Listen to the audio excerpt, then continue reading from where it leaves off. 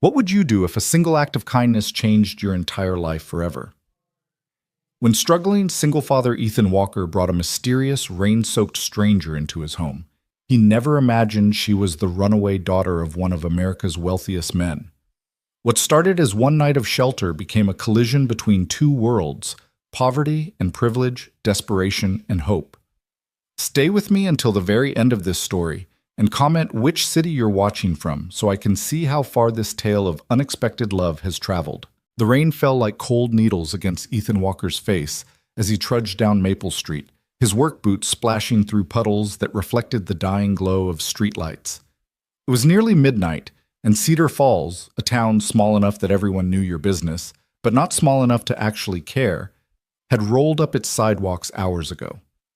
The only sounds were the rhythmic patter of rain and the occasional hiss of tires on wet pavement from the highway a mile away. Ethan pulled his reflective safety jacket tighter, though it did little against the October chill that had settled over northern Minnesota. His bones ached with the particular exhaustion that comes from 12-hour shifts loading freight at the distribution center, the kind of tired that sleep never quite cured because you knew you'd be doing it all again in less than 10 hours. He was thinking about Lila, as he always did during these long walks home. His 7-year-old daughter would be asleep by now, curled up under the patchwork quilt his mother had made before she passed. Mrs. Chen from next door would be dozing in the armchair, the television's blue glow flickering across her kind, weathered face. He'd have to wake her gently, press $20 into her hand despite her protests, and thank her again for watching Lila while he worked nights. $20 he couldn't afford, but what choice did he have? Ethan was so lost in mental calculations, rent due in 5 days, electricity bill already 2 weeks late, Lila needing new shoes before winter really hit, that he almost missed her. Almost. But there's something about human suffering that catches the eye even when you're drowning in your own. Maybe it's instinct, or maybe it's just that people like Ethan, who knew what rock bottom felt like, developed a radar for others teetering on that same edge. She was huddled under the awning of Murphy's Hardware, which had been closed since 6. The streetlight above cast her in harsh shadows, but Ethan could see enough. A young woman, maybe early 20s, soaked to the bone despite the inadequate shelter. Her dark hair hung in wet ropes around her face. She wore jeans and a thin jacket that might have been expensive once, but now just looked pathetic against the rain. Her arms were wrapped around her knees, and she was shaking. Whether from cold or something else, Ethan couldn't tell. Most people would have walked past. Cedar Falls wasn't big enough to have a serious homeless problem, but it wasn't small enough to be immune to human tragedy either. You learned to look away, to tell yourself it wasn't your problem, that you had enough troubles of your own. Ethan stopped walking. He stood there for a long moment, rain dripping from his jacket, exhaustion pulling at every muscle, while some internal debate played out. He thought of Lila, of the $20 in his wallet that was already spoken for. He thought of the last time he'd tried to help someone, his ex-wife's cousin, who'd stolen Lila's birthday money and disappeared. He thought of every responsible reason to keep walking. Then he thought of his mother, who used to say that kindness wasn't about having enough to share. It was about sharing even when you didn't. "Hey!" Ethan called out, his voice rough from disuse. He'd barely spoken all shift. "You okay?" The woman's head jerked up, and for a split second Ethan saw pure terror in her eyes, the look of a cornered animal. Then she seemed to force herself into stillness, her face going carefully blank. Even in the dim light, even with rain and exhaustion obscuring details, Ethan could see she was pretty. But it was the kind of pretty that had been beaten down by something, her features sharp with hunger or fear, or both. "I'm fine," she said, her voice barely audible over the rain. "Just waiting for someone." It was a lie, and they both knew it. Nobody waited for anyone at midnight under Murphy's awning. Not in Cedar Falls. Not in this weather. Ethan should have nodded and walked away. That would have been the smart thing, the safe thing. Instead, he heard himself say, "There's a diner about 2 miles that way. Stays open till 2. They've got coffee and—" "I said I'm fine." Her voice was sharper now, with an edge that suggested she'd had practice shutting people down. "I don't need anything." "Okay." Ethan shifted his weight, aware of how he must look, a tall, broad-shouldered man in work clothes, approaching a vulnerable woman alone at night. He took a step back, hands visible. I'm just heading home. Live about 3 blocks that way. He gestured vaguely east. If you change your mind about that diner, or if you need, I don't know, a phone to call someone, or just to get out of the rain for a minute. He trailed off, feeling foolish. What was he doing? He had nothing to offer. His house was barely more than a shack held together by determination and duct tape. He was nobody, just another tired man in a town full of them, trying to keep his head above water and failing more often than not. The woman stared at him with an intensity that made him uncomfortable. She was looking at him like she was trying to solve a puzzle, to figure out what angle he was working, what he wanted from her. Why? She finally asked. Why what? Why would you help me? You don't know me. Ethan shrugged, suddenly aware of how bone-deep tired he was. Guess I know what it's like to be stuck in the rain with nowhere to go. Doesn't feel good. Something flickered across her face. Surprise, maybe, or recognition. For a moment, her carefully constructed walls seemed to crack, and Ethan saw the scared girl underneath the defensive exterior. Then she looked away. You should go home. I'm sure someone's waiting for you. My daughter's asleep, and the neighbor who watches her is probably snoring in my armchair. Ethan surprised himself with the confession. He didn't usually talk about his life to strangers. Look, I'm not trying to be a hero or anything. I'm just saying, it's cold, you're wet, and I've got a couch and a roof that doesn't leak. Much. I don't need your pity. The words came out hard, but Ethan heard the waver underneath them, pride trying to hold against need. It's not pity, he said quietly. It's just being human. We're supposed to help each other, right? That's the deal. That's not how the world works. Maybe not, but it's how I work. They looked at each other through the rain. Ethan could see her wavering, could see the exhaustion and desperation she was trying so hard to hide. He also saw something else, a deep, bone-deep wariness, the kind that came from being hurt too many times.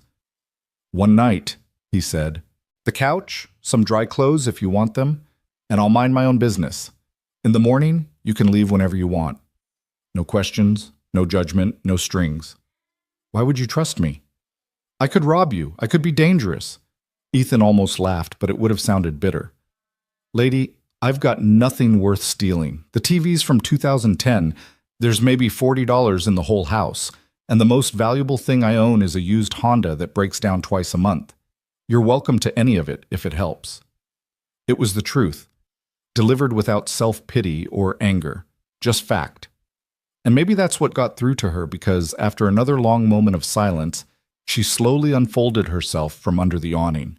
She was taller than he'd expected, but so thin that her clothes hung on her frame. Up close, he could see the dark circles under her eyes, the way her hands trembled.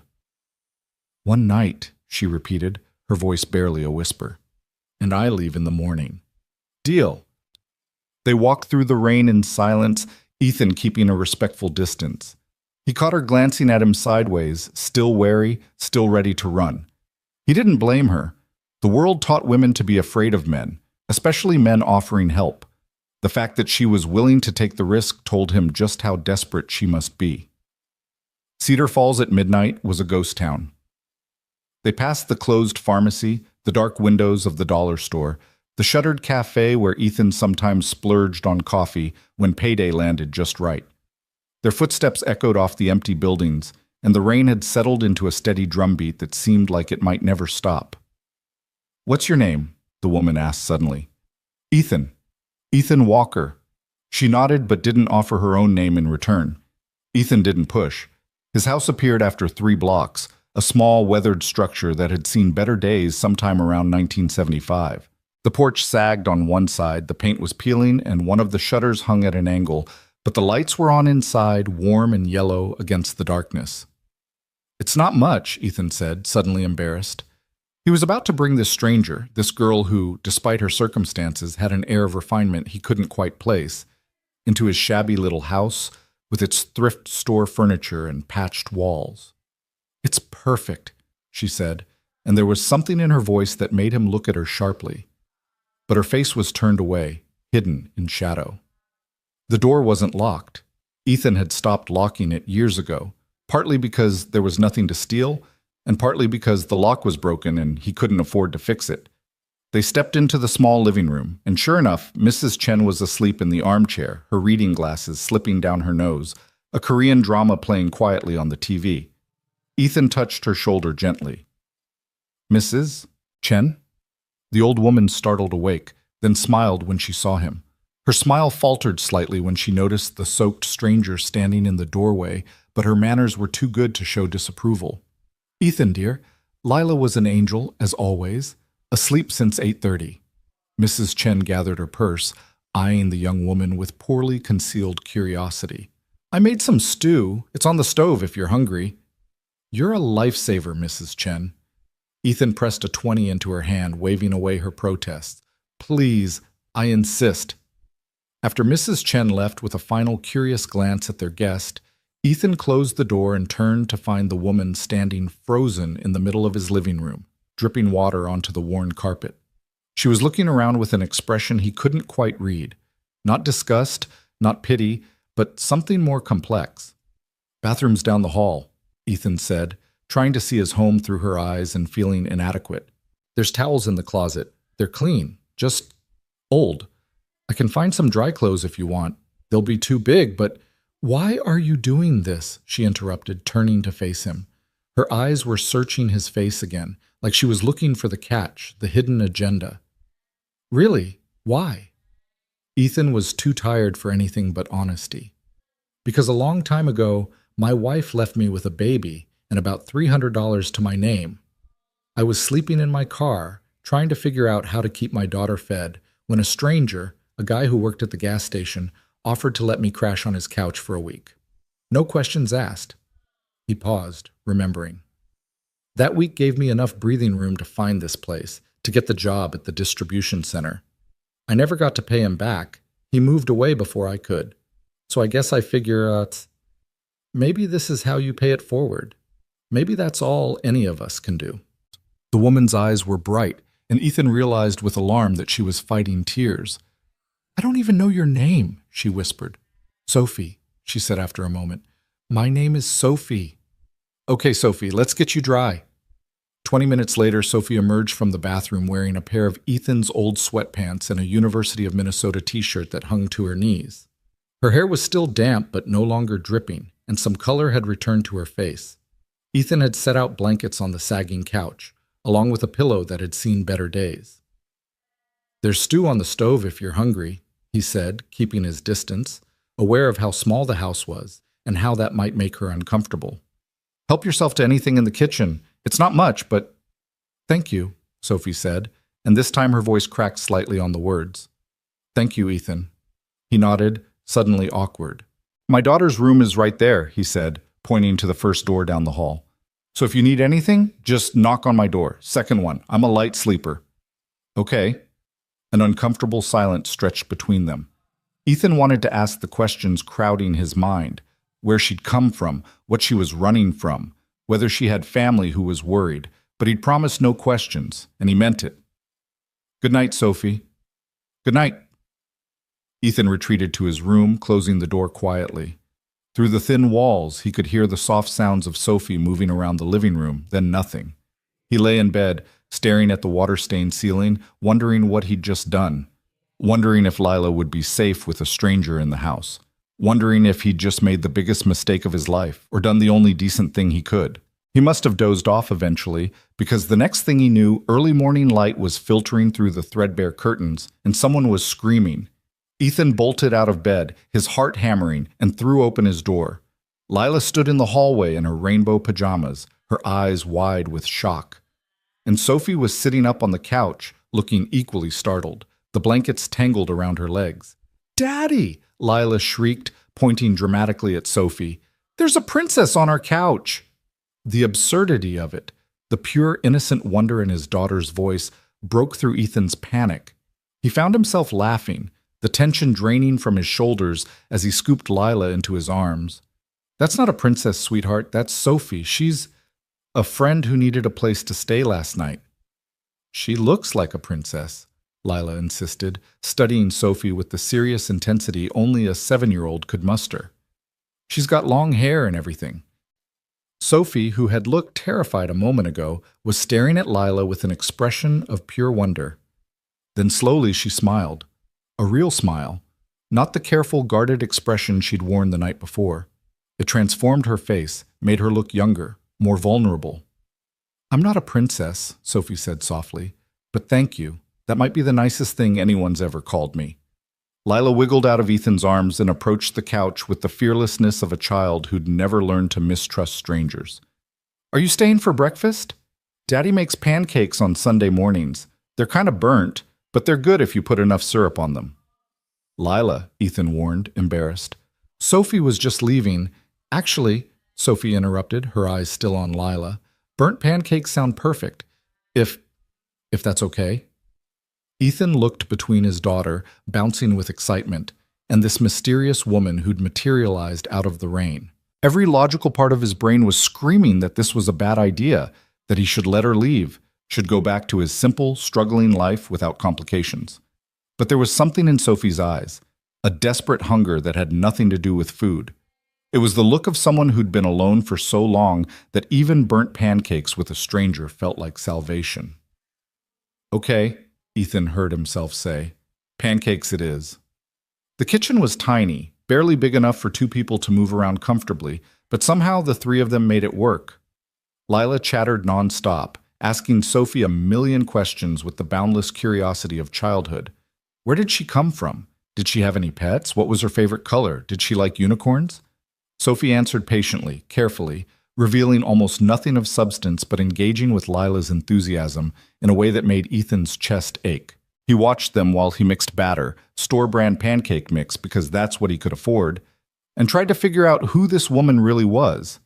She had an accent he couldn't quite place, not Southern or Midwestern, but something more refined? Educated? The way she held herself, even in borrowed sweatpants, suggested someone used to better circumstances.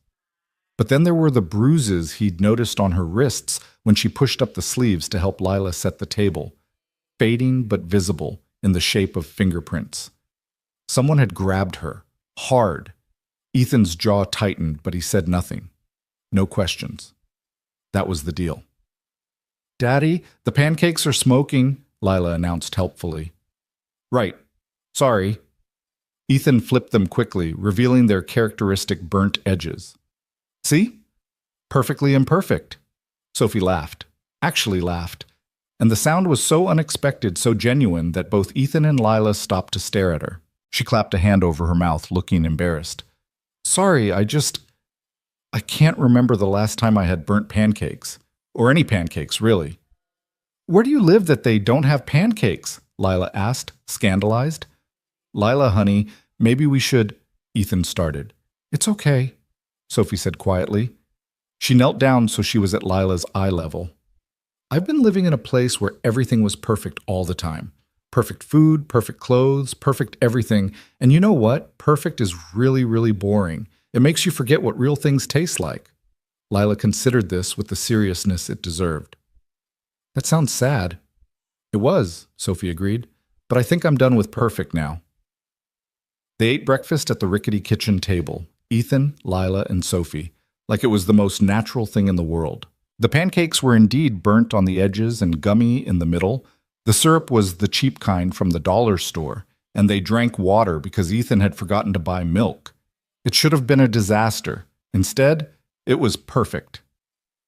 Sophie ate slowly, savoring each bite like it was the finest meal she'd ever had. She listened to Lila's rambling stories about school and her best friend Maya and the stray cat that lived behind the convenience store. She laughed at Lila's jokes and asked follow-up questions and seemed genuinely interested in the life of a 7-year-old in Cedar Falls, Minnesota. And Ethan found himself relaxing, letting down the guard he usually kept up around strangers. There was something about Sophie, beneath the obvious fear and exhaustion, that felt trustworthy, genuine. Like maybe, despite all evidence to the contrary, she was exactly who she appeared to be. Just someone who needed help. After breakfast, Lila insisted on showing Sophie her room. "It's small, but I have a good view of the tree," while Ethan cleaned up the kitchen. Through the wall, he could hear his daughter's excited voice and Sophie's softer responses, punctuated by occasional laughter. He was drying the last plate when Sophie appeared in the doorway. She'd changed back into her own clothes, still damp but wearable, and her hair was pulled back in a neat ponytail. The borrowed clothes were folded neatly over her arm. "I should go," she said, and Ethan heard the regret in her voice. "I've imposed enough. Thank you for everything." "Where will you go?" The question was out before Ethan could stop himself. Sophie's face shuddered. "I'll figure something out. I always do." "Sophie." Ethan set down the dish towel, choosing his words carefully. "Look, I know I said no questions, and I meant it. But if you need... Cedar Falls isn't big, but there are resources. The church runs a shelter, and there's... I can't go to a shelter."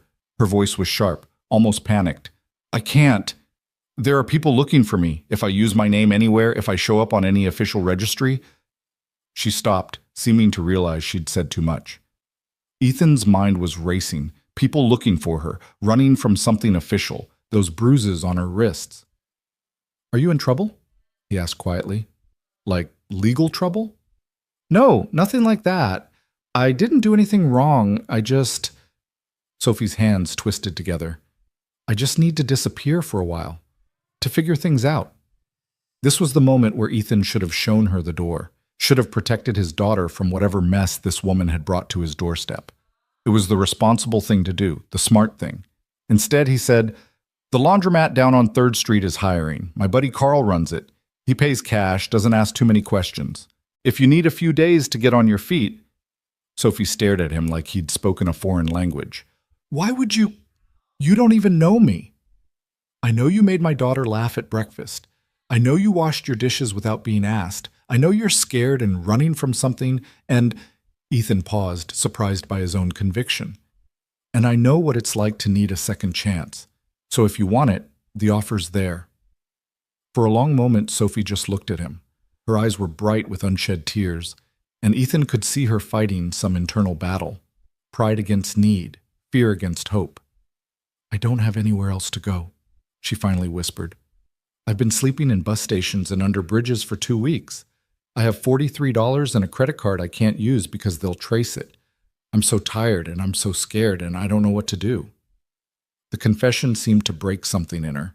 Her shoulders slumped, the last of her defenses crumbling, and suddenly she wasn't a mysterious stranger anymore. She was just a frightened girl who needed help. "Okay," Ethan said gently. "Then here's what we're going to do. You're going to stay on the couch for a few more nights, a week maybe, until you get a couple paychecks from Carl. No arguments," he added, when Sophie opened her mouth to protest.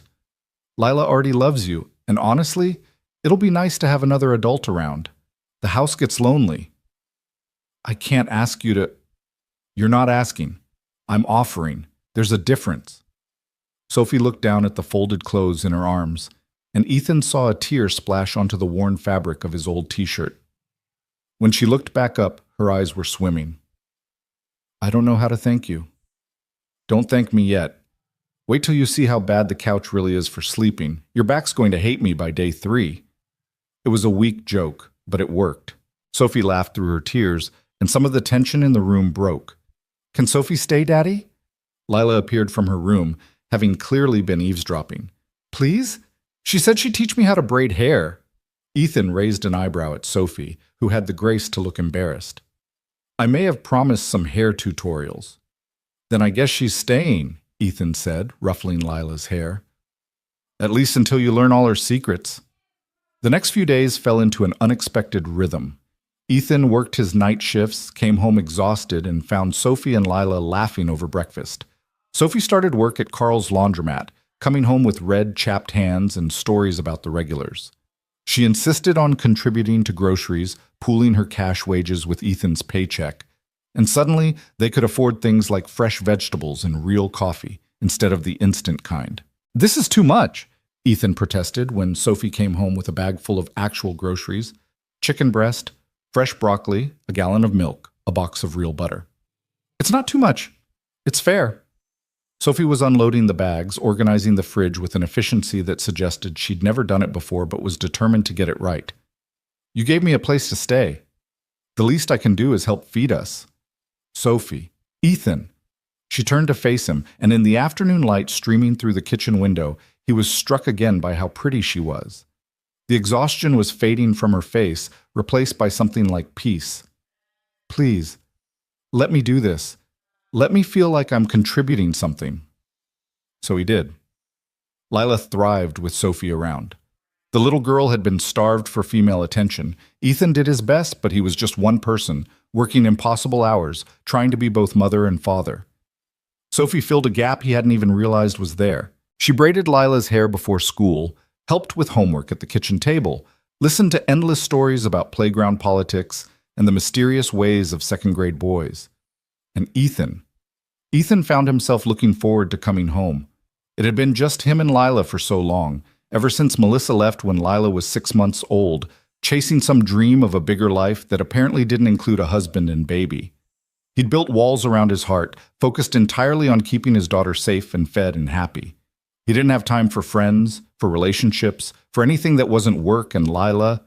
But Sophie was different. She wasn't asking for anything, wasn't expecting anything. She was just there.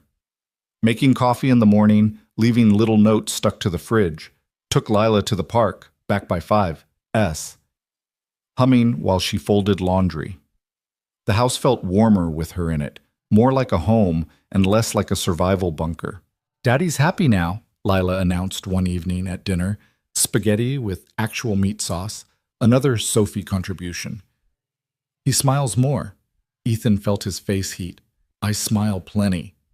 "Not like this." Lila gestured vaguely at his face. "This is different. This is like inside happy, not just outside happy." Sophie was studying her plate intently, but Ethan could see the hint of a smile at the corners of her mouth. "Well," he said, "I guess having another person to talk to helps. Gets lonely, just the two of us sometimes." "I'm not boring," Lila protested. "Never said you were, kiddo. You're the least boring person I know."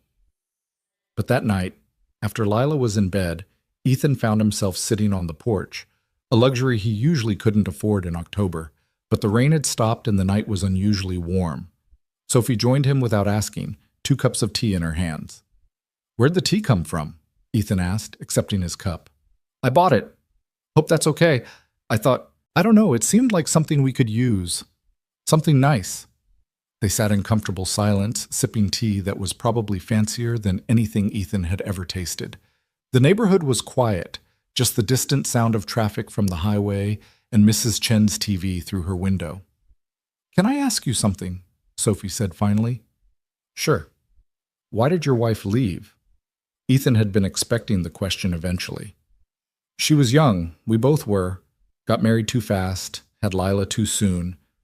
When reality hit, the bills, the diapers, the crying at 3 a.m., she realized it wasn't what she wanted." He paused. "Or I wasn't what she wanted." "Hard to say." "That must have been hard." "It was. Still is sometimes. But I've got Lila, and that's everything." He glanced at Sophie. "What about you? What are you running from?" He hadn't meant to ask. But sitting there in the dark, with tea warming his hands and Sophie beside him, it felt natural, safe. Sophie was quiet for so long that Ethan thought she wouldn't answer. Then, expectations, control, a life that looked perfect, but felt like a prison. Her voice was soft, almost dreamy. "I had everything, Ethan. Everything anyone could want, and I was so miserable I couldn't breathe." "Family?" "My father. My mother died when I was 12. After that, it was just him and me. And his empire, his legacy, his plans for my future." She laughed bitterly. "Do you know what it's like to have your entire life mapped out before you're old enough to understand what you're losing?" Ethan thought about his own life. The constant struggle, the uncertainty, never knowing if he'd make rent. "Can't say I do. Sounds suffocating, though." "It is. I don't know." Sophie set down her tea, wrapping her arms around herself. "He's probably looking for me, probably hired people. I shouldn't stay here much longer. I'm putting you and Lila at risk." "What would happen if he found you?" "He'd take me back. Make me go back to being the perfect daughter, the perfect heiress, the perfect puppet, and I'd rather live under a bridge for the rest of my life than go back to that. The vehemence in her voice startled Ethan. He'd seen people desperate before. He'd been desperate himself. But this was something different. This was someone who'd tasted freedom and would do anything not to lose it again. Then don't, he said simply. Don't go back. It's not that easy. Why not? Sophie laughed, the sound hollow. Because he's Richard Blake.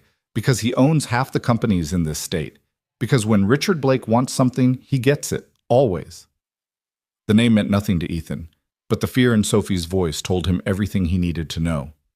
You're safe here, he said quietly. As safe as anywhere, anyway. Cedar Falls is small enough that strangers stand out, but too boring for anyone to really pay attention. If you need more time, I can't keep taking advantage of your kindness. It's not advantage if I'm offering. Ethan finished his tea, the cup empty but still warm in his hands. Look, I'm not going to pretend I understand your world. I don't. But I understand running, and I understand fear, and I understand what it means to need a safe place to catch your breath. So stay. Stay as long as you need to. Sophie turned to look at him, and in the dim porch light her eyes were luminous. Why are you so kind? I'm not. I'm just doing what someone once did for me. That's all. But even as he said it, Ethan knew it wasn't quite true. Because somewhere in the past few days, Sophie had stopped being just a stranger. He was helping. She'd become part of their little household, part of their family. And the thought of her leaving, of the house going back to being just him and Lila, made his chest ache in a way he hadn't felt in years. He was falling for her. The realization hit him like a physical blow.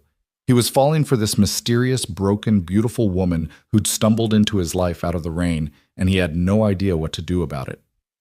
Ethan? Sophie's voice pulled him from his thoughts. Thank you for everything, for not asking questions, for just letting me be nobody for a while. You're not nobody, he said, and meant it. You're Sophie, and you're welcome here. They sat together in the darkness, two people from completely different worlds, connected by circumstances and kindness and something else, something neither of them was quite ready to name yet.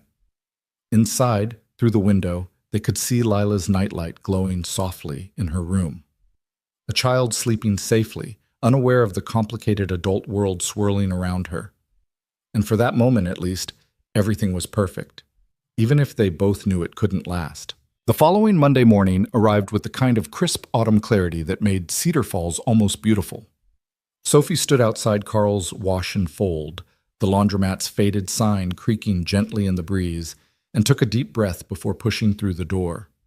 The smell hit her first, detergent and fabric softener and steam, undercut by something vaguely metallic from the old machines. It was nothing like the climate-controlled luxury of Blake Holdings' corporate headquarters, nothing like the pristine penthouse she'd grown up in. It was real and honest and completely overwhelming. You must be Sophie. A man in his 50s emerged from the back, wiping grease-stained hands on a rag. His face was weathered but kind, with laugh lines around his eyes. Ethan called me, said you needed work. Yes, sir. I'm a hard worker, I promise. I can learn quickly, and I don't mind long hours. Carl held up a hand, cutting off her nervous rambling. Ethan vouched for you. That's good enough for me. His word means something around here.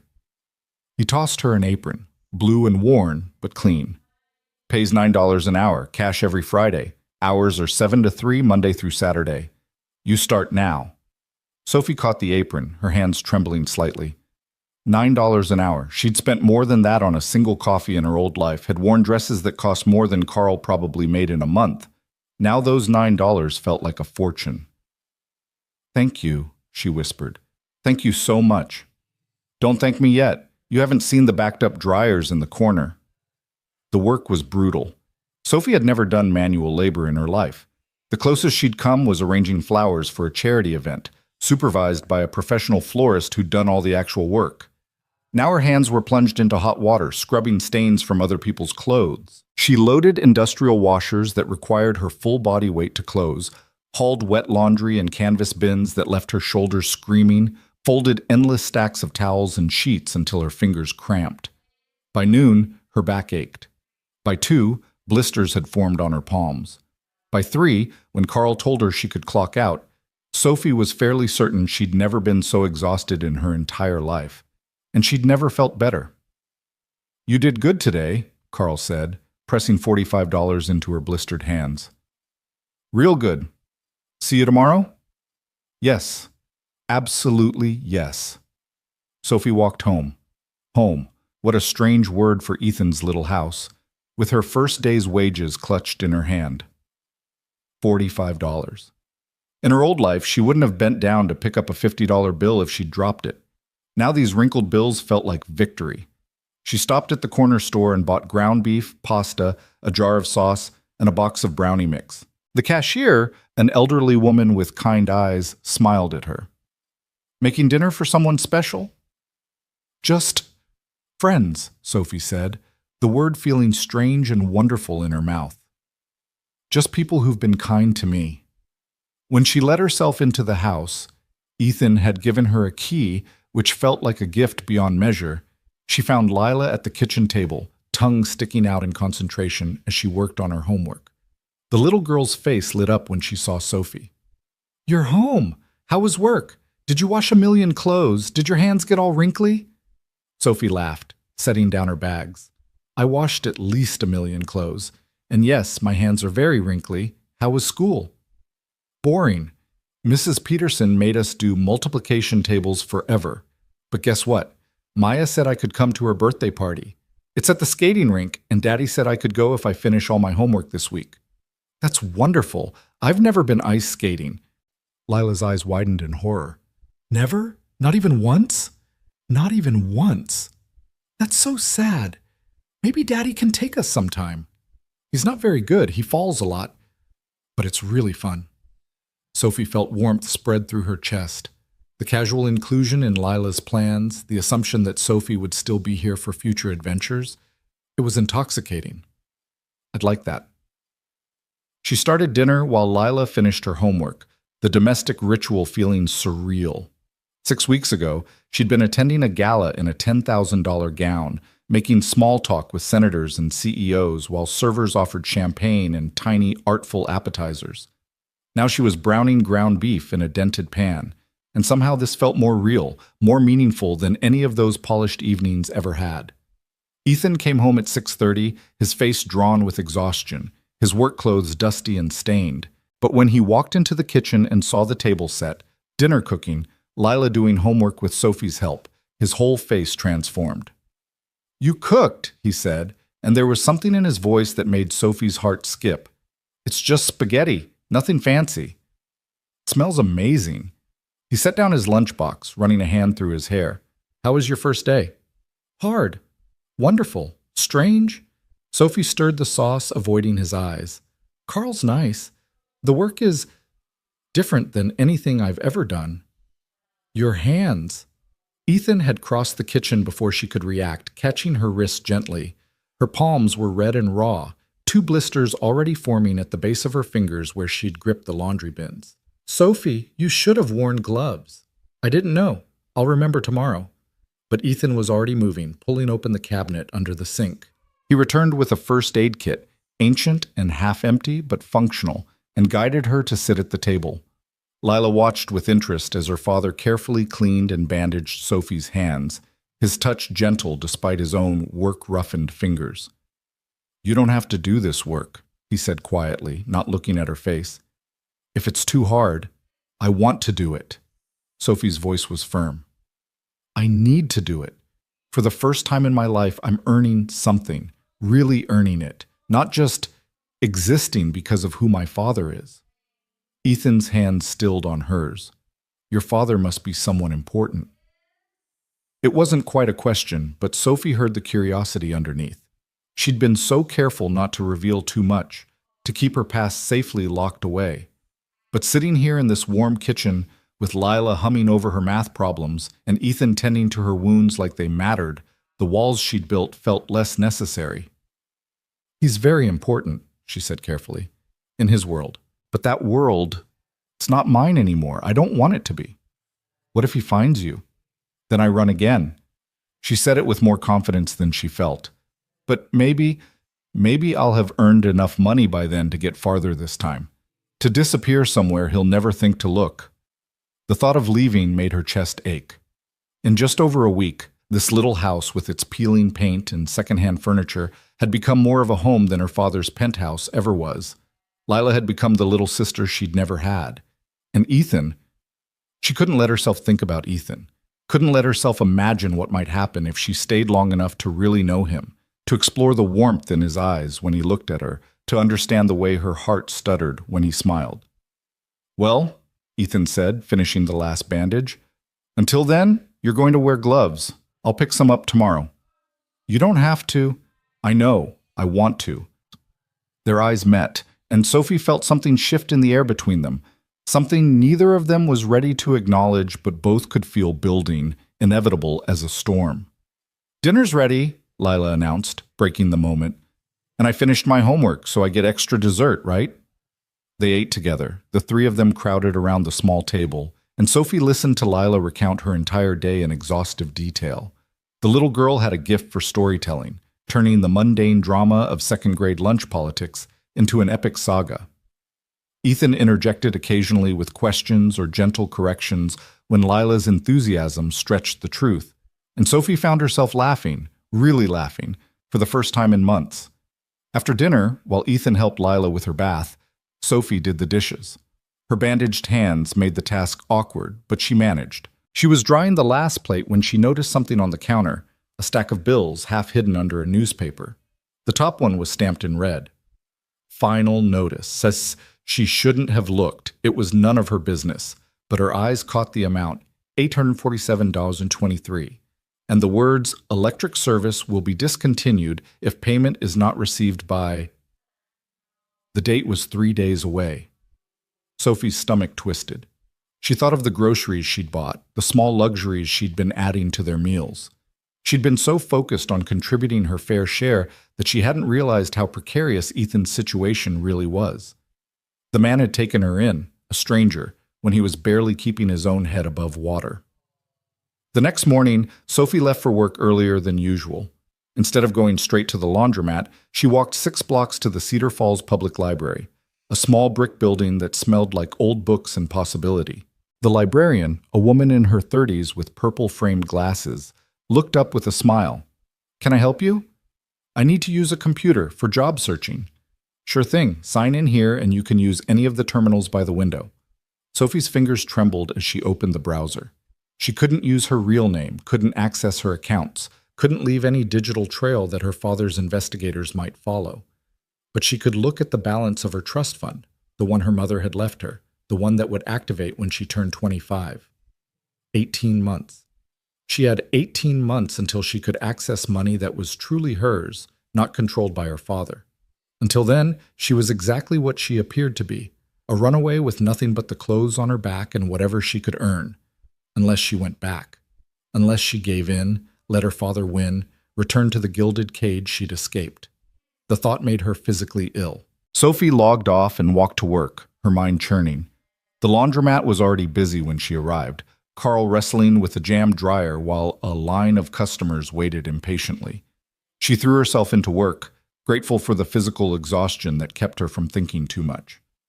At lunch, she sat on the back step with her brown bag, sandwich and apple, packed by Ethan that morning, and stared at her bandaged hands. In her old life, she'd had weekly manicures, hands that had never seen real work.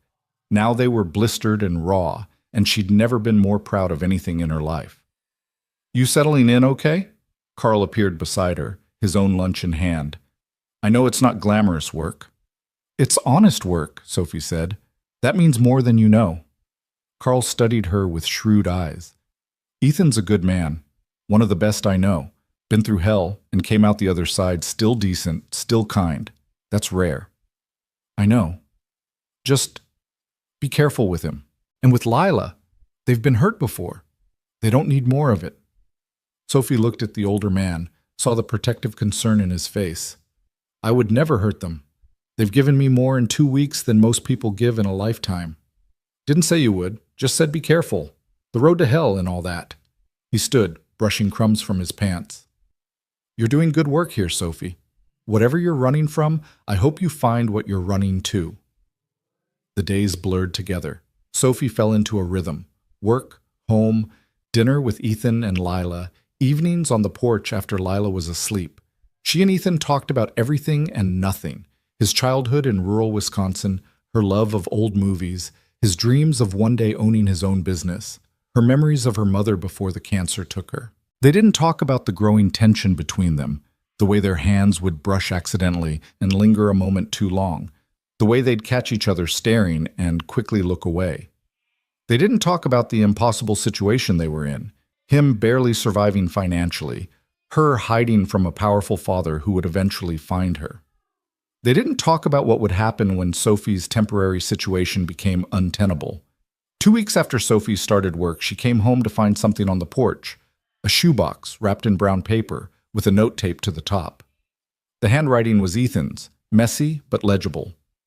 "If you must walk, walk without pain." Inside were new work shoes, nothing fancy, just sturdy sneakers with good support. But they were exactly her size, and when Sophie calculated the cost, she realized Ethan had probably spent a significant portion of his paycheck on them. She found him in the kitchen, trying to pretend he was absorbed in helping Lila with a science project about plants. Her hands were shaking as she held the box. "Ethan, they're practical," he said quickly, not looking at her. "Your old shoes were falling apart, and you're on your feet all day. It's just practical. You can't afford this." "Sure I can. It's fine." "Ethan, I saw the electric bill. I know things are tight. You can't spend money on me when..." "When what? When you work your hands raw trying to help out? When you make dinner every night and help my daughter with her homework and make this house feel like an actual home for the first time in years?" His voice was rough with emotion. "You don't think that's worth a pair of decent shoes?" Sophie felt tears burn her eyes. "I'm supposed to be the one helping you. You gave me a place to stay, a chance to..." "You're helping, more than you know." Ethan finally looked at her, and the intensity in his eyes made her breath catch. "Sophie, before you got here, I was drowning. Working myself to death, barely keeping my head above water, watching my daughter grow up in the gaps between my shifts. Now there's someone here when I get home. Someone who cares about Lila, who makes her laugh, who braids her hair and listens to her stories. Someone who..." He trailed off, seeming to realize he was saying too much. "Someone who what?" Sophie whispered. "Someone who makes me remember there's more to life than just surviving." The air between them was electric. Lila was in the other room, humming to herself, oblivious to the moment unfolding in the kitchen. Sophie took a step closer to Ethan, then another, until she could see the flecks of gold in his brown eyes, could smell the faint scent of laundry detergent that always clung to him. "I should go," she said, but she didn't move. "I should take my things and go before I make everything more complicated than it already is. Please don't." 2 words. That's all it took to shatter whatever resolve she'd been clinging to. "I'm going to break your heart," Sophie said, her voice breaking.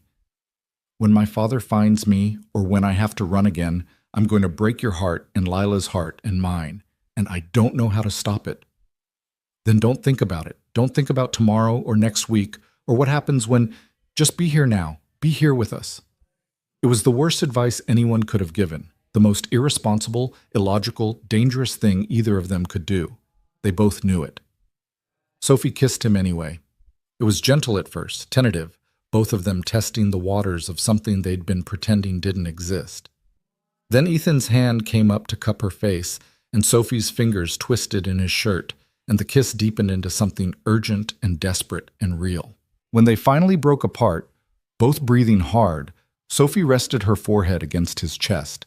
She could feel his heart hammering, matching the frantic rhythm of her own.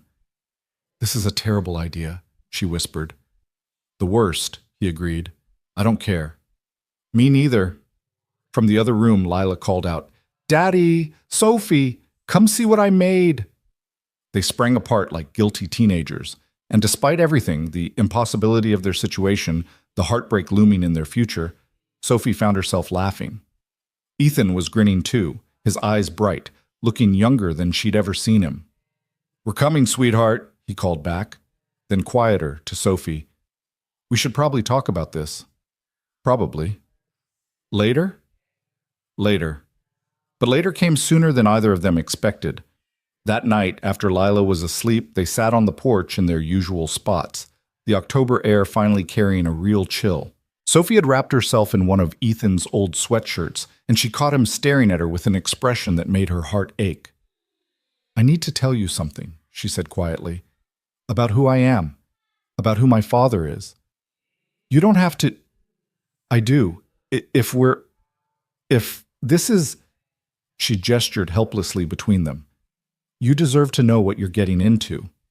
So she told him about Richard Blake, CEO of Blake Holdings, a corporate empire worth billions, about growing up in a penthouse with more rooms than people, with staff who knew her schedule better than she did, with a father who loved her in theory but treated her like a business asset in practice, about the arranged marriage her father had planned to the son of a business partner, a merger disguised as a wedding, about the night she'd finally snapped, stolen cash from her father's safe, and run. "I left everything," she finished. "My phone, my cards, my entire life. The only thing I took was my mother's necklace, the sapphire one she wore every day before she died. I sold it to a pawn shop in Chicago for $800. That's what I've been living on. That and what I make at Carl's." Ethan was quiet for a long time, processing. Sophie waited, heart in her throat, for him to tell her to leave, to say he couldn't risk getting involved with someone like her, someone whose father had the resources to destroy anyone who got in his way. Instead, he said, "Your mother's necklace. Did it hurt? To sell it?" Of all the questions she'd expected, that wasn't one of them. Sophie felt tears prick her eyes. "Yes, it was the last piece of her I had. But I told myself she'd understand, that she'd want me to be free more than she'd want me to keep a necklace. She sounds like she was a good mom. She was. She was everything my father isn't, warm and kind and present. When she died, it was like all the color drained out of my life. My father threw himself into work, and I just existed. A pretty doll in a pretty cage." "You're not a doll." Ethan's voice was fierce. "You're strong and brave and so damn stubborn. You work harder than anyone I know, even when your hands are bleeding. You make my daughter laugh. You make me—" He stopped, shook his head. "Sophie, I don't care who your father is or how much money he has. I care about you, the real you. The woman who burns pancakes and falls asleep on the couch with Lila watching Disney movies. That's who I see." Sophie launched herself at him, kissing him hard, tasting salt from her own tears. His arms came around her, solid and real, and for the first time since she'd run, Sophie let herself believe that maybe, just maybe, she could have this. Could have him. They stayed on the porch until the cold drove them inside, wrapped around each other, stealing kisses between whispered conversations. They talked about everything, fears and hopes and all the impossible dreams that seemed slightly less impossible when spoken aloud in the darkness. "What would you do?" Sophie asked. "If you could do anything, if money wasn't an issue." Ethan was quiet, his hand absently playing with her hair. "I'd open a restaurant, nothing fancy, just a place where people could get good, honest food, comfort food, the kind of stuff my mom used to make." He laughed softly. "I know it's stupid. I can barely keep my own kitchen running, and I'm dreaming about feeding other people."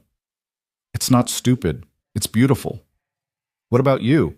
If you weren't running, what would you want?" Sophie considered. In her old life, she'd never been asked what she wanted. Her future had been predetermined, every step planned by her father and his advisors. I think I'd want exactly this. A small house, a normal job, people who care about me for who I am and not what I can do for them." She paused. "Maybe I'd go back to school. I had 2 years of college before my father pulled me out to work for the company. I was studying art history. I loved it." "You should do it. When things settle down, when you're safe, you should finish your degree." "Maybe, if I ever get the chance." The unspoken threat hung between them. Sophie's father, his resources, the inevitable moment when her hiding place would be discovered. But they pushed it aside, clinging to the fragile present, to these stolen moments of happiness that felt all the more precious for their fragility. The next few weeks were the happiest of Sophie's life. She worked at the laundromat, her hands growing calloused but capable. She came home to Lila's excited chatter and Ethan's tired smiles. She cooked dinner and helped with homework and fell asleep on the couch more often than not, exhausted but content. And late at night, after Lila was asleep, she and Ethan would steal time together, on the porch, in the kitchen, anywhere they could talk and touch, and pretend that the outside world didn't exist. They were careful around Lila, not wanting to confuse her or make promises they might not be able to keep.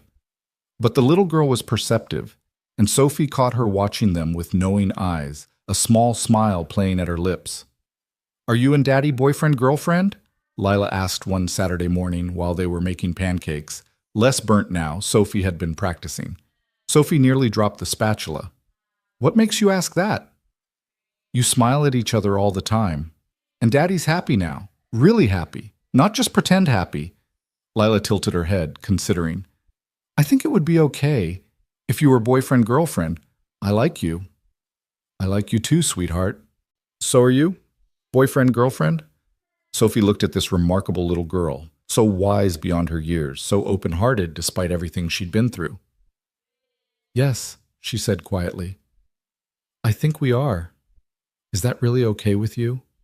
Lila's face split into a grin. "It's super okay. Does this mean you'll stay forever?"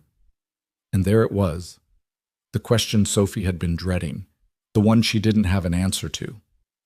"I'll stay as long as I can," she said, which was both the truth and not enough. "Good, because you're like a mom, kind of. Not exactly, because I had a mom and she left, but you're like what I think a mom should be. You don't leave, even when things are hard." Sophie pulled Lila into a fierce hug, her eyes burning with tears. Over the little girl's shoulder, she saw Ethan standing in the doorway, and the look on his face, love and hope and fear all mixed together, nearly broke her heart. That afternoon, while Lila was at Maya's birthday party, Ethan convinced Sophie to go with him on a delivery run. He'd picked up a side gig helping his neighbor, Mr. Patterson, deliver firewood to supplement his income. Sophie insisted on helping, wanting to repay some small fraction of everything Ethan had given her. They loaded the truck together, working in comfortable silence, their movements synchronized from weeks of domestic collaboration. The October day was perfect, crisp and clear, the leaves at their peak of autumn glory. As they drove through the countryside surrounding Cedar Falls, Sophie felt something unfamiliar in her chest. Peace. "Thank you," she said suddenly. Ethan glanced at her, one hand on the wheel. "For what?" "For not asking questions, for just letting me be myself, for seeing me." "Sophie, no, let me finish." She turned in her seat to face him. "In my old life, I was never just Sophie. I was Richard Blake's daughter, the Blake Holdings heiress, a strategic asset in my father's business plans. Every interaction, every relationship, every conversation had an agenda. But you don't want anything from me except for me to be here. That's," her voice cracked, "that's everything." Ethan pulled the truck to the side of the road, throwing it into park. He turned to her, his expression intense. "Sophie, I need you to understand something. Whatever happens, whenever your father finds you, whenever you have to run again, these weeks with you they've been the best of my life. You've given Lila and me more than you realize, more than we had any right to hope for. Ethan, I love you." The words hung in the air between them, raw and honest. "I know it's too soon, I know it's crazy, but I love you. And I need you to know that, so that when you have to go, you'll remember that someone loved you for exactly who you are." Sophie was crying now, tears streaming down her face. "I love you too. God help me. I love you too." They kissed desperately, clinging to each other in the cab of the old pickup truck, the autumn afternoon golden around them. And for that moment, they let themselves believe in impossible things, in futures that might never come, in love strong enough to overcome any obstacle, in the fairy tale ending they both knew was probably beyond their reach. They were so lost in each other that neither of them noticed the dark sedan that had followed them from Cedar Falls, or the man inside taking photographs with a long-lens camera, documenting everything. Richard Blake's investigator had finally found his target. The delivery run took longer than expected. By the time Ethan and Sophie returned to Cedar Falls, the sun was setting, painting the sky in shades of orange and pink that seemed almost too beautiful to be real. They picked up Lila from Maya's house, the little girl chattering excitedly about the skating party, her cheeks flushed with happiness and sugar from birthday cake. Sophie sat in the back seat with Lila, listening to her animated recounting of every detail, how Maya's older brother had fallen on the ice 3 times, how they'd had pizza with extra cheese, how the birthday girl had gotten roller skates that lit up when you moved. It was mundane and perfect, and Sophie felt her heart swell with the kind of contentment she'd never known existed. "Did you have fun on the delivery?" Lila asked, finally pausing for breath. "We did," Sophie said, catching Ethan's eyes in the rearview mirror. "It was a beautiful afternoon. Daddy was probably boring. He's always talking about wood types and moisture content and stuff nobody cares about." Ethan laughed. "Hey, moisture content is very important. You want your firewood to burn properly." "See? Boring." But Lila was grinning, and Sophie realized this was their language. The teasing, the casual affection, the way they communicated love without ever having to say it directly. She'd never had that with her father. Their conversations had always been formal, transactional, like business meetings between strangers who happened to share DNA. They stopped at the corner store for milk. Lila had reminded them 3 times that they were out, and Sophie stayed in the truck with Lila while Ethan ran inside. Through the window, she watched him joke with the cashier, probably Tom or Tim, another person in this small town who knew Ethan's name and story. Everyone here seemed to know everyone else, their lives interwoven in a way that felt both claustrophobic and comforting. "Sophie?" Lila's voice was unusually serious. "You're not going to leave like my mom did, are you?" Sophie's heart clenched. She turned to face Lila fully, seeing the vulnerability in those wide eyes, the fear that came from already being abandoned once. "Sweetheart, because Daddy really likes you, like, really, really, and I like you too, and if you left, it would make us really sad. Especially Daddy. He tries to hide it, but I can tell." "Lila, I don't want to leave. I love being here with you and your dad." "But you might have to." It wasn't a question. Somehow this 7-year-old understood more than Sophie gave her credit for. "Because of the people looking for you." Sophie froze.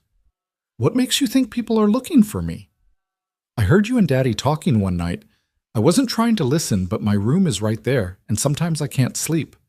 Lila picked at her seatbelt. "Are they bad people?" "No, not bad exactly, just people from a life I don't want anymore." "Oh." Lila was quiet for a moment. "My mom left because she didn't want our life anymore either. She wanted something different, something better than Daddy and me." The matter-of-fact way Lila said it nearly broke Sophie's heart. "Your mom made a terrible mistake.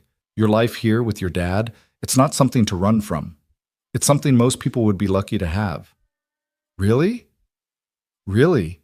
Your dad is one of the best people I've ever met, and you—" Sophie reached over to tuck a strand of Lila's hair behind her ear. "You're pretty amazing too. Your mom didn't leave because of anything wrong with you or your dad. Sometimes people are just lost. They don't know how to appreciate what they have until it's gone." "Is that what happened to you? You got lost?" "In a way, yes." Sophie had been lost her entire life, wandering through existence that looked perfect from the outside but felt hollow within. She'd been lost until a rainy night led her to a sagging porch and a man who offered kindness without expecting anything in return. "I was lost," Sophie said carefully, "but I think I'm finding my way now." Ethan returned with the milk and a bag of gummy bears. "They were on sale," he said defensively when Lila squealed with delight, and they drove the last few blocks home. The streetlights were just flickering on, casting pools of yellow light on the cracked sidewalks. Mrs. Chen waved from her porch, and Ethan honked in response. It was so normal, so beautifully, painfully normal, that Sophie wanted to freeze this moment forever. To live in this single evening where nothing was wrong and everything was possible, and the future hadn't yet arrived to destroy what they'd built. But the future was already waiting. They just pulled into the driveway when Sophie saw it. A dark sedan parked across the street, too expensive for this neighborhood, with tinted windows that screamed professional surveillance. Her blood turned to ice. "Ethan," her voice came out strangled. "Ethan, that car." He'd seen it too. His hands tightened on the steering wheel, and she watched his jaw clench. "Get Lila inside, now." "Daddy, what's wrong?" Lila had picked up on the sudden tension, her voice uncertain. "Nothing, sweetheart. Just go inside with Sophie, okay? I'll be right there." Sophie wanted to argue, wanted to tell him to come with them, to hide, to run, but one look at his face told her he wouldn't. Ethan Walker might not have money or power, but he had pride and protective instincts, and he wasn't about to let anyone threaten his daughter or the woman he loved. Sophie unbuckled Lila and practically carried her to the house, fumbling with the key, her hands shaking so badly she could barely get it in the lock. Behind her, she heard a car door open, heard footsteps on pavement, heard a voice say, "Mr. Walker, I'd like to have a word with you." They got inside, and Sophie immediately pulled all the curtains closed, her heart hammering. Lila was frightened now, picking up on Sophie's panic. "What's happening? Who is that man?" Just someone asking your dad for directions, probably. It's fine." The lie tasted bitter. Sophie peeked through the curtain and saw Ethan standing in the driveway, arms crossed, facing a man in an expensive suit. Even from here, she could see the tension in every line of Ethan's body. The conversation lasted maybe 5 minutes. The man did most of the talking, gesturing occasionally toward the house. Ethan remained perfectly still, his face carved from stone. Finally, the man handed Ethan something, a business card maybe, and returned to his car. But he didn't leave. He just sat there, waiting, watching. Ethan came inside, and the look on his face confirmed Sophie's worst fears. "Lila, honey, can you go play in your room for a bit? Sophie and I need to talk." "But please, sweetheart, just for a little while."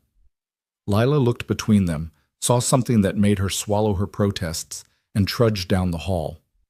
Her door closed with a soft click. Ethan turned to Sophie, and she saw a dozen emotions flicker across his face: anger, fear, resignation, and underneath it all a bone-deep sadness that made her want to weep. "He knows," she whispered. "My father knows I'm here." That was his investigator, Robert Sharp. He showed me pictures of you at the laundromat, walking with Lila, sitting on our porch. He's been watching for days. Ethan's voice was tight, controlled, like he was barely holding himself together. He said Richard Blake is concerned about his daughter's welfare, that he's been searching for weeks, that he just wants to know you're safe. That's a lie. He doesn't care if I'm safe. He cares that I embarrassed him by running, that I disrupted his plans. Sophie, you don't know him, Ethan. You don't know what he's capable of. She was pacing now, her mind racing through possibilities, escape routes, ways to disappear again. I have to leave, tonight. If I leave now, before he gets here, maybe he won't. He's already here. The words hit like a physical blow. What? Sharp said Richard Blake is in Cedar Falls, at the hotel on Main Street. He's waiting until morning to... Ethan swallowed hard. To give you time to say goodbye. Sophie laughed, a harsh, bitter sound. How generous. How perfectly in character. He's giving me permission to have one last night before he drags me back to my cage. You don't have to go with him. You're an adult. He can't force you. Can't he? Sophie spun to face Ethan, and she knew her face must be wild, desperate. You don't understand the kind of power he has. The lawyers, the connections, the ability to make anyone's life a living hell if they get in his way. If I don't go willingly, he'll find a way to force me, and anyone who tries to help me will become collateral damage. I don't care. I do. The words came out as a shout, and Sophie heard Lila's door crack open down the hall. She lowered her voice. I care, Ethan. I care about you and Lila. I won't let him destroy you because of me. So what? You're just going to leave? Go back to that life you hate so much? Marry some stranger because your father demands it? I don't know. I don't know what I'm going to do, but I know I can't stay here and watch him tear apart everything good I've found. Sophie felt tears streaming down her face. God, I should never have come here. Should never have let you help me. Should never have fallen in love with you. The last words hung in the air between them, a confession and a goodbye all at once. Ethan crossed the room in 3 strides and pulled her into his arms, holding her so tightly she could barely breathe. Don't say that. Don't you dare say that. These weeks with you have been... Sophie. You've given us so much. You've given me hope. You've given Lila someone to look up to. You've given us a family that's about to be destroyed. Not if you fight, not if we fight together. Sophie pulled back to look at him, saw the determination in his eyes, the stubborn refusal to accept defeat that had probably kept him going through years of struggle and heartbreak. He'll bury you. One phone call to your employer, one whisper in the right ears, and you'll lose your job. He'll make sure you can't find work anywhere. He'll dig into your past, find anything he can use against you, maybe even try to take Lila away. That's what he does. That's who he is. Then let him try. Ethan's voice was steel. Let him do his worst. I'd rather fight and lose than just hand you over without a word. Ethan, a soft knock interrupted them. Lila stood in the doorway, tears streaking her face. Are you leaving, Sophie? The question shattered what little composure Sophie had left. She sank to her knees, opening her arms, and Lila ran to her, burying her face in Sophie's shoulder. They stayed like that for a long moment, Sophie breathing in the little girl's smell of her, strawberry shampoo and birthday cake, and innocence. I don't want to, Sophie whispered. I want to stay here with you and your dad forever. But sometimes grown-ups have to do things they don't want to do. That's stupid. Lila's voice was muffled against Sophie's shirt. If you love someone, you should get to stay with them. That's how it's supposed to work. You're right. That is how it's supposed to work. Sophie pulled back, gently wiping tears from Lila's cheeks. But the world doesn't always work the way it should. Then we'll make it work different. We'll fight. Right, Daddy? Ethan had come to kneel beside them, and Sophie saw her own anguish reflected in his eyes. Right, sweetheart. But they all knew the truth. In a fight between a single father barely making ends meet, and one of the wealthiest men in the country, there was only ever going to be one outcome. That night was the longest of Sophie's life. Lila refused to go to bed, clinging to Sophie like she could hold her there through sheer force of will. They sat together on the couch, all three of them, and watched Disney movies without really seeing them. Lila eventually fell asleep with her head in Sophie's lap, her small hand clutching Sophie's shirt. I could take you away, Ethan said quietly. Right now. Pack up Lila, drain my bank account, and just drive. We could go somewhere he'd never think to look. And then what? Live on the run forever? Move every time we think someone recognizes me? What kind of life would that be for Lila? It would be a life with you in it. Sophie stroked Lila's hair, committing every detail to memory, the way it curled at the ends, the subtle variations in color from dark brown to almost auburn in the right light. She deserves better than that. She deserves a real home, stability, a father who isn't looking over his shoulder every second. She deserves the childhood you're trying to give her. And what do you deserve? The question hung in the air. What did she deserve? Sophie had spent her whole life being told what she deserved by her father. The best schools, the finest clothes, a position in his company, a strategic marriage. But what had she ever chosen for herself? This. She'd chosen this. A shabby little house in a nowhere town with a man who worked too hard and a little girl who needed a mother. She'd chosen honest work that left her hands blistered, burnt pancakes, and evenings on a sagging porch. She'd chosen love, messy and complicated and real. But choosing something and being able to keep it were two very different things. Around midnight, Sophie carefully extracted herself from under Lila's sleeping form and stepped out onto the porch. The night was cold, autumn finally giving way to the coming winter, and she wrapped her arms around herself against the chill. The dark sedan was still there across the street, a silent sentinel ensuring she didn't try to run. The front door opened and closed behind her, and then Ethan's jacket settled around her shoulders, still warm from his body.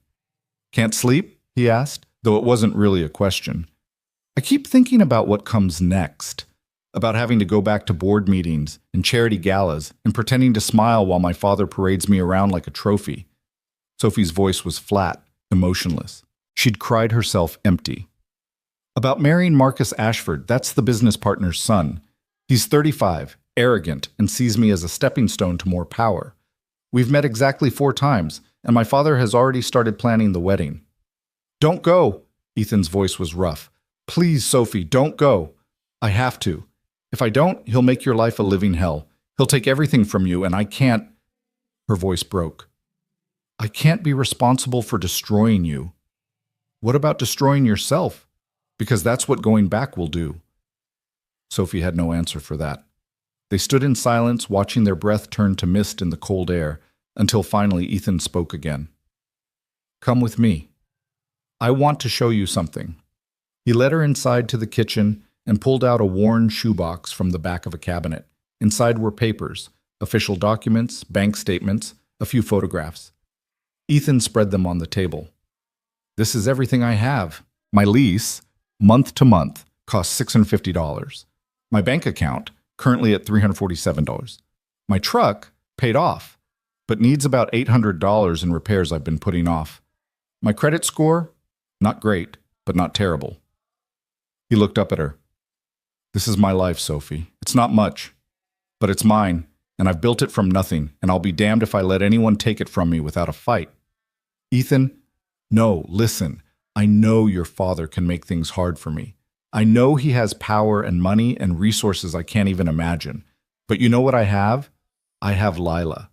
I have friends in this town who've known me since I moved here 5 years ago. I have a work ethic that's kept me employed through worse. And I have this. He placed his hand over his heart. I have the certainty that what we have, what the three of us have built over these weeks, is real and worth fighting for. Sophie was crying again, silent tears tracking down her face. You don't understand what you're saying. You don't understand the kind of man my father is. Then help me understand. Tell me everything and let me decide if I'm willing to take the risk. So she did. Sophie told him everything she'd been holding back about Richard Blake's ruthless business practices, the competitors he'd crushed, the politicians he owned, the people who'd crossed him and lived to regret it. She told him about her mother's suspicions before she died, about money that disappeared, about deals that skirted the edge of legality. She told him about the prenuptial agreement her father had already drawn up for her marriage to Marcus, one that would leave her with nothing if she ever tried to leave. He controls everything, she finished. My trust fund, my mother's inheritance. It's all tied up in conditions and clauses that mean I can't access any of it until I'm 25. And even then, only if I'm in good standing with the family. If I defy him, I get nothing. And anyone who helps me defy him becomes a target. Ethan absorbed all of this, his expression growing darker with each revelation. When she finished, he was quiet for a long moment. Your father sounds like a real piece of work, he finally said. Despite everything, Sophie almost laughed. That's putting it mildly. But here's the thing, he's not here right now, you are. And between now and whenever he shows up tomorrow, you have a choice to make. You can decide to go back because you're afraid of what he'll do to me. Or you can decide to stay and fight and trust that I'm strong enough to handle whatever he throws at me. It's not about whether you're strong enough. Yes, it is. Sophie, I've survived my wife leaving, being homeless, working 3 jobs while taking care of a baby. I've survived medical bills and car breakdowns and months where I had to choose between rent and food. I'm not saying it'll be easy, but I'm saying I can survive your father's worst. The question is, can you survive going back to that life now that you know there's another option? Sophie thought about the penthouse, cold and perfect and empty. She thought about Marcus Ashford and his calculating eyes, about a future mapped out in board meetings and strategic alliances. She thought about never seeing Lila's smile again, never feeling Ethan's arms around her, never making burnt pancakes on Sunday mornings. Then she thought about what her father might do to them if she stayed, the lawsuits he could file, the pressure he could apply, the 1,000 ways he could make their lives miserable. She thought about Lila growing up under that shadow, about Ethan losing everything he'd built.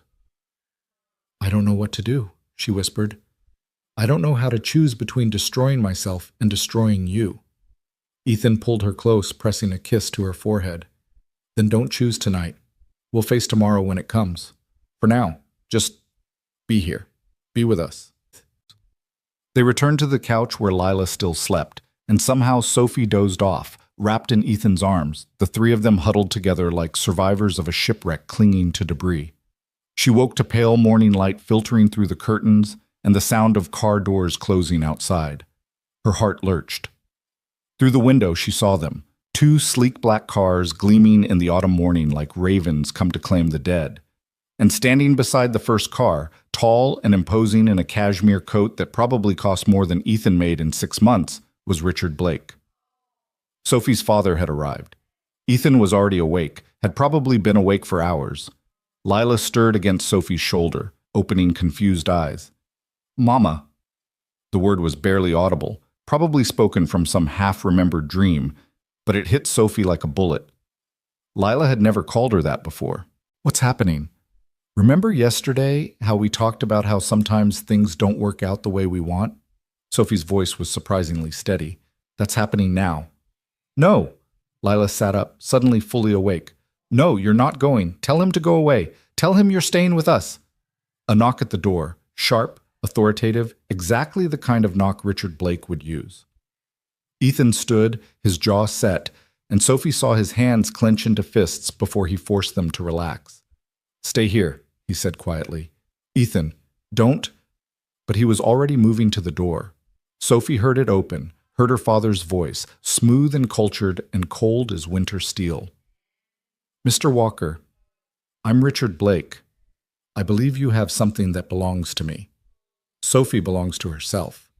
Legally, as she's still listed as a dependent on my household and her affairs are managed through family trusts, that's debatable.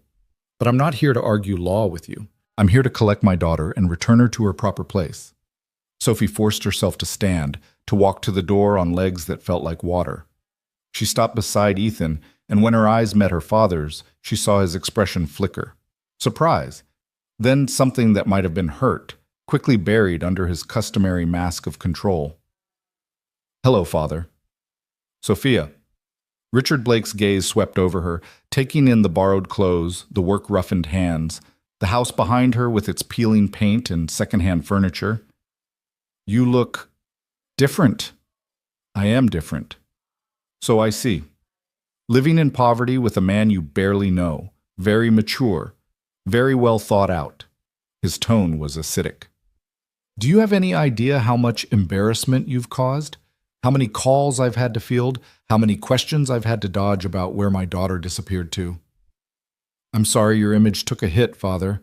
That must have been terrible for you." Richard's eyes narrowed at her sarcasm. "Get your things. We're leaving. Now." "No." The word hung in the air like a thrown gauntlet. Richard Blake was clearly not accustomed to being told no.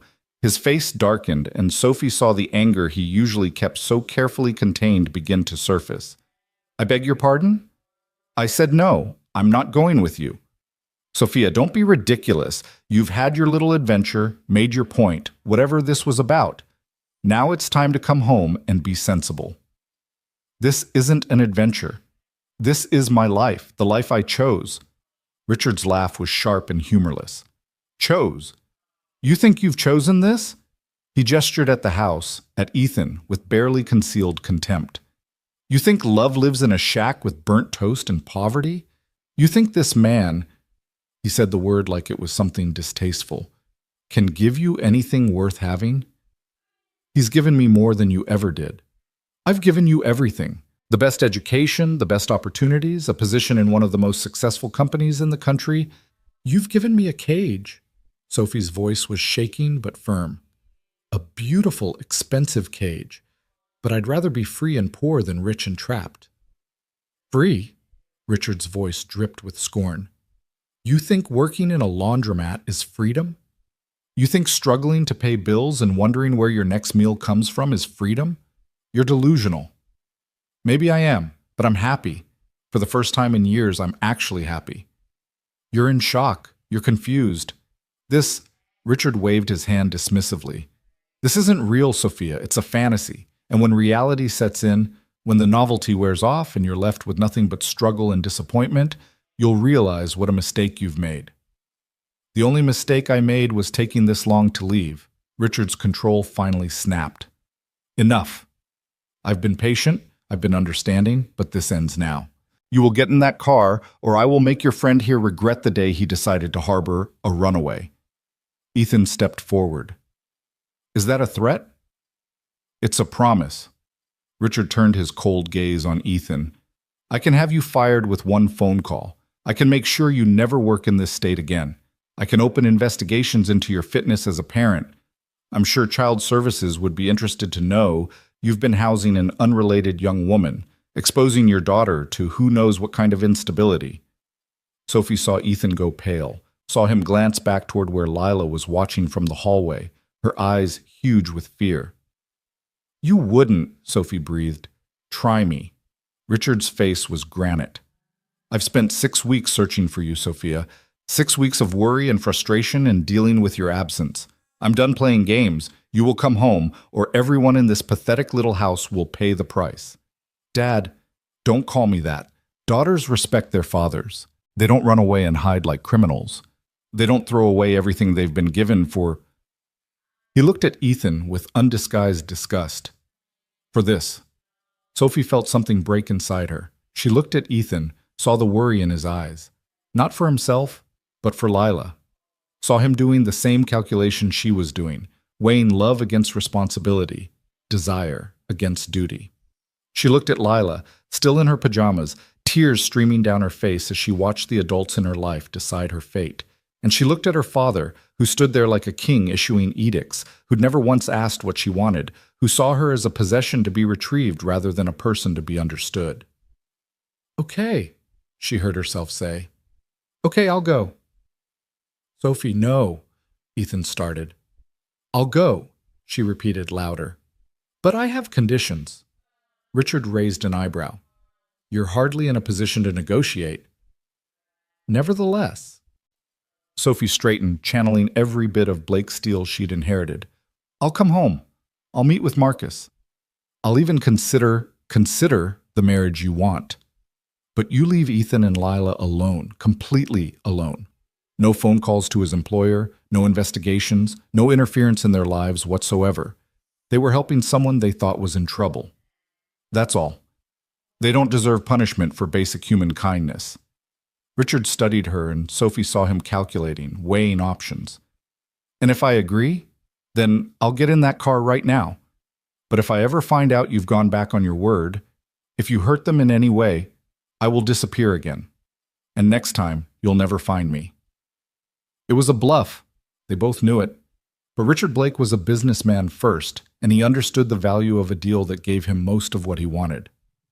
Very well, your friends remain untouched. Now get your things. Sophie turned back to Ethan and Lila, and the look on their faces nearly destroyed her resolve. She went to them, kneeling in front of Lila first. I have to go, sweetheart. I'm so sorry. But you said you'd stay as long as you could, and I did. I stayed as long as I possibly could. Sophie was crying now, not caring that her father was watching, that he was seeing her break.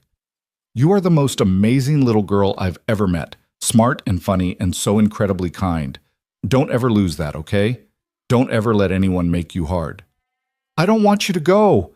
Lila was sobbing, clinging to Sophie. Please don't go, please. Ethan gently pulled Lila away, gathering her into his arms even as his eyes stayed locked on Sophie. The pain in them was unbearable. Thank you, Sophie said to him, her voice breaking. Thank you for seeing me, for... She couldn't finish. There were too many things to say, and none of them were adequate. Sophie, Ethan's voice was rough. This isn't over. I'll find a way. Don't. She pressed her fingers to his lips. Don't make promises neither of us can keep. Just remember me. Remember that what we had was real. She kissed him then, not caring that her father was watching, that Lila was crying, that the investigator was probably taking photos. She kissed him like it was the last thing she'd ever do, pouring every ounce of love and regret and desperate hope into that single moment. When she pulled away, Ethan whispered, I love you. I love you too, both of you, always. Sophie forced herself to stand, to walk away from them, to follow her father to the waiting car. She didn't look back, couldn't look back, because if she did, she'd break completely. She'd run back to that house and refuse to leave, consequences be damned. The car door closed behind her with the soft, expensive thunk of German engineering. The leather seat was butter soft, the interior climate-controlled and perfect. It smelled like money and power, and everything she'd been running from. Through the tinted window, she watched Ethan standing on his sagging porch, Lila in his arms, both of them watching her leave. She watched until the car turned the corner and they disappeared from view, and then she finally let herself shatter. Richard sat beside her in silence for several miles before speaking. "You'll thank me for this eventually, when you've had time to think clearly." Sophie didn't answer. She was thinking about burnt pancakes and blistered hands, and a 7-year-old calling her mama in her sleep. She was thinking about how wealth and power felt hollow compared to sitting on a cheap couch watching Disney movies. She was thinking about how she'd just chosen her cage over her freedom, and how it was the only choice that protected the people she loved. "The wedding is scheduled for December," Richard continued, apparently taking her silence as acceptance. "Marcus is looking forward to it. He's quite taken with you." Sophie turned to look at her father, really look at him. She saw the gray in his hair, the lines around his eyes, the expensive clothes that couldn't quite hide how tired he looked. And for the first time, she saw him clearly. Not as an all-powerful tyrant, but as a man who'd lost his wife and didn't know how to love the daughter he had left, so he controlled her instead. "I'll never forgive you for this," she said quietly. Something flickered in Richard's eyes, pain maybe, or regret, but his voice was steady when he replied, "I can live with that, as long as you're safe." "I was safe. I was happy. You were living in squalor with strangers. I was living with people who cared about me. Really cared, not because of my name or my connections or what I could do for them, but just because I existed. When's the last time you cared about me like that, Father?" Richard had no answer. They drove in silence back toward Minneapolis, back toward the penthouse, and the life Sophie had tried so hard to escape. With every mile, she felt pieces of herself being stripped away. The woman who'd worked at Carl's laundromat, who'd braided a little girl's hair, who'd fallen asleep in a man's arms on a worn-out couch. By the time they reached the city, Sophie Blake, heiress, daughter, corporate asset, was fully restored. The girl who'd been just Sophie, who'd been free and poor and happy, was buried so deep that she almost seemed like a dream. Almost. Because late that night, alone in her pristine bedroom with its designer furniture and silk sheets, Sophie could still feel the ghost of Ethan's kiss on her lips, could still hear Lila's laughter, could still remember what it felt like to be loved for exactly who she was. And she knew, with a certainty that terrified her, that this wasn't over. Couldn't be over. Because you can't put someone back in a cage once they've tasted freedom. You can lock the door, you can add more bars, you can make it beautiful and comfortable and filled with everything they're supposed to want, but they'll never stop trying to get back to what they lost. Never. The days that followed Sophie's return blurred together into a gray monotony that felt like drowning in slow motion. The penthouse was exactly as she'd left it, spotless, temperature-controlled, decorated with art that cost more than most people made in a year. It was a museum, not a home, and Sophie moved through it like a ghost haunting her own life. Richard had immediately reinstated her position at Blake Holdings, putting her back in her corner office with its panoramic views of downtown Minneapolis. Her assistant Caroline had welcomed her back with carefully neutral professionalism, asking no questions about where she'd been or why she'd left. The corporate machine simply absorbed her return as if the 6 weeks of her absence had been nothing more than an extended vacation. But Sophie wasn't the same woman who'd run away. She sat through board meetings where they discussed quarterly earnings and market expansion, and all she could think about was Ethan working night shifts to keep his electricity on. She attended business lunches at restaurants where a single meal cost what he made in a day, and she couldn't taste the food. She wore designer suits that cost thousands of dollars and felt like a costume, remembering how right she'd felt in borrowed sweatpants and an old t-shirt. "You seem distracted," Marcus Ashford observed one afternoon. They were having lunch at his club, all dark wood and leather chairs and men in expensive suits making deals over scotch. It was their third date since her return, orchestrated by their fathers to help them reconnect before the wedding. Sophie forced herself to focus on him. Marcus was handsome in the way wealthy men often were. Well-groomed, fit from personal trainers, with the kind of confidence that came from never being told no. He wasn't cruel exactly, just empty. Like a perfectly rendered portrait with no life behind the eyes. "I'm sorry, just thinking about the Henderson acquisition." "Ah, yes. Your father mentioned you'd been instrumental in the negotiations." Marcus cut into his steak with surgical precision. "I'm glad to see you're taking your responsibilities seriously again. That little episode of yours had people talking." Episode. Sophie tasted the word bitter on her tongue. Is that what we're calling it? What would you prefer? Breakdown? Crisis? Running away like a child? His smile didn't reach his eyes. Whatever it was, it's over now. You're back where you belong. Sophie looked at this man who was supposed to be her future husband and felt absolutely nothing. No attraction, no warmth, no connection, just the cold calculation of a business merger disguised as a marriage. Marcus, can I ask you something? Of course. Do you actually want to marry me? Not as a business arrangement, but as people. Do you want me? He seemed genuinely puzzled by the question.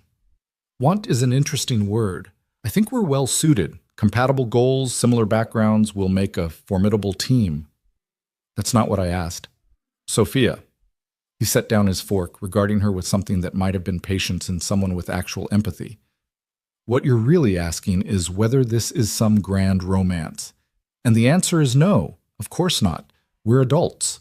We understand that successful marriages are built on partnership and mutual benefit, not some fantasy of love conquering all. What if I want the fantasy? Then you're being naive. Marcus picked up his fork again, the conversation apparently over in his mind. Love fades. Chemistry burns out. But a solid foundation of shared interests and financial security? That lasts. Sophie thought about Ethan's calloused hands carefully bandaging her blisters, about Lila's laughter filling a tiny kitchen, about falling asleep on a sagging couch and feeling more content than she ever had in silk sheets. That was chemistry that burned not out but brighter, love that felt like coming home. I need to use the restroom, she said abruptly, standing.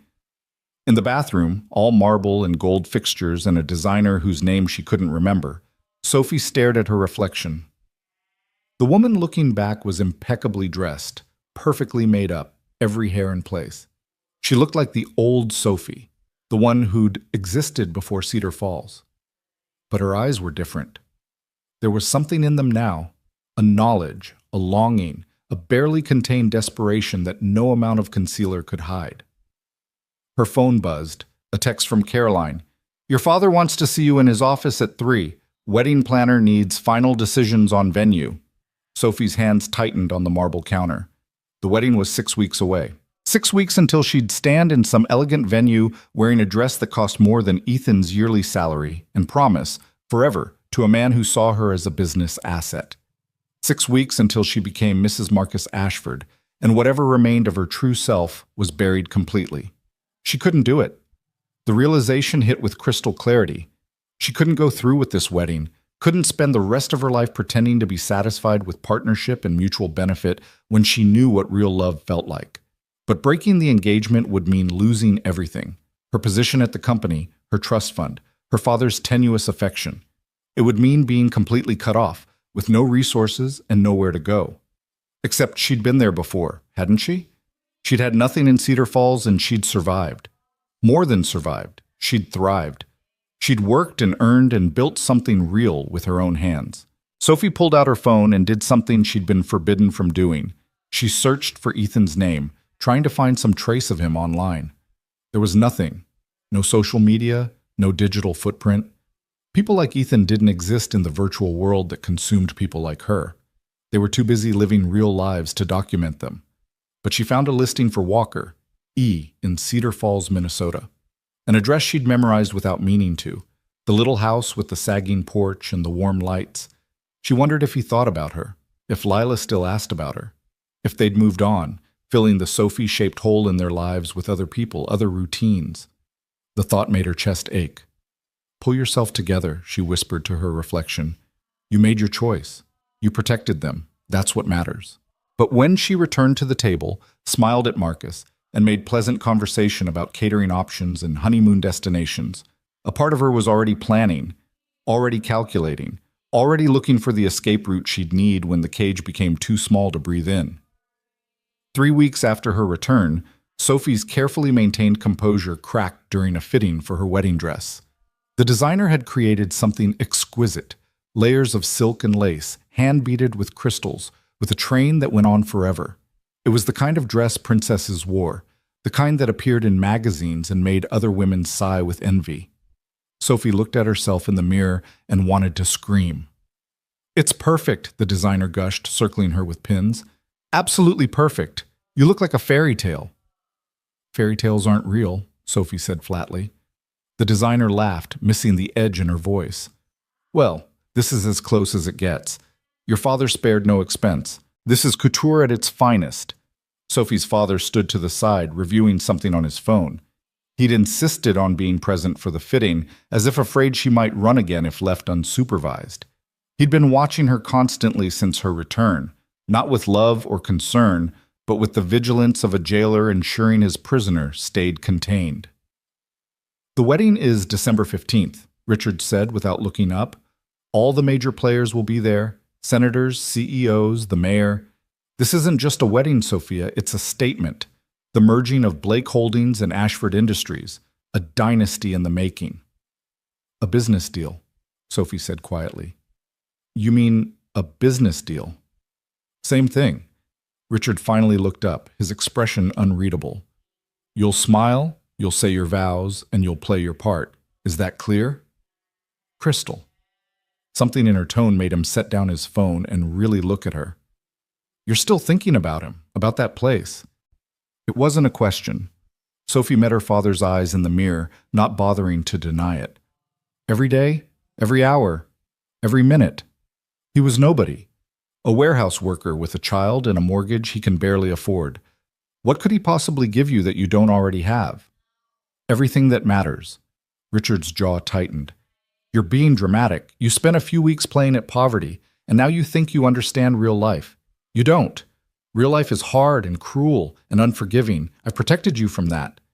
You've protected me from living. There's a difference. Sophia, did you ever love Mom? The question burst out before Sophie could stop it. Really love her? Or was that a merger too?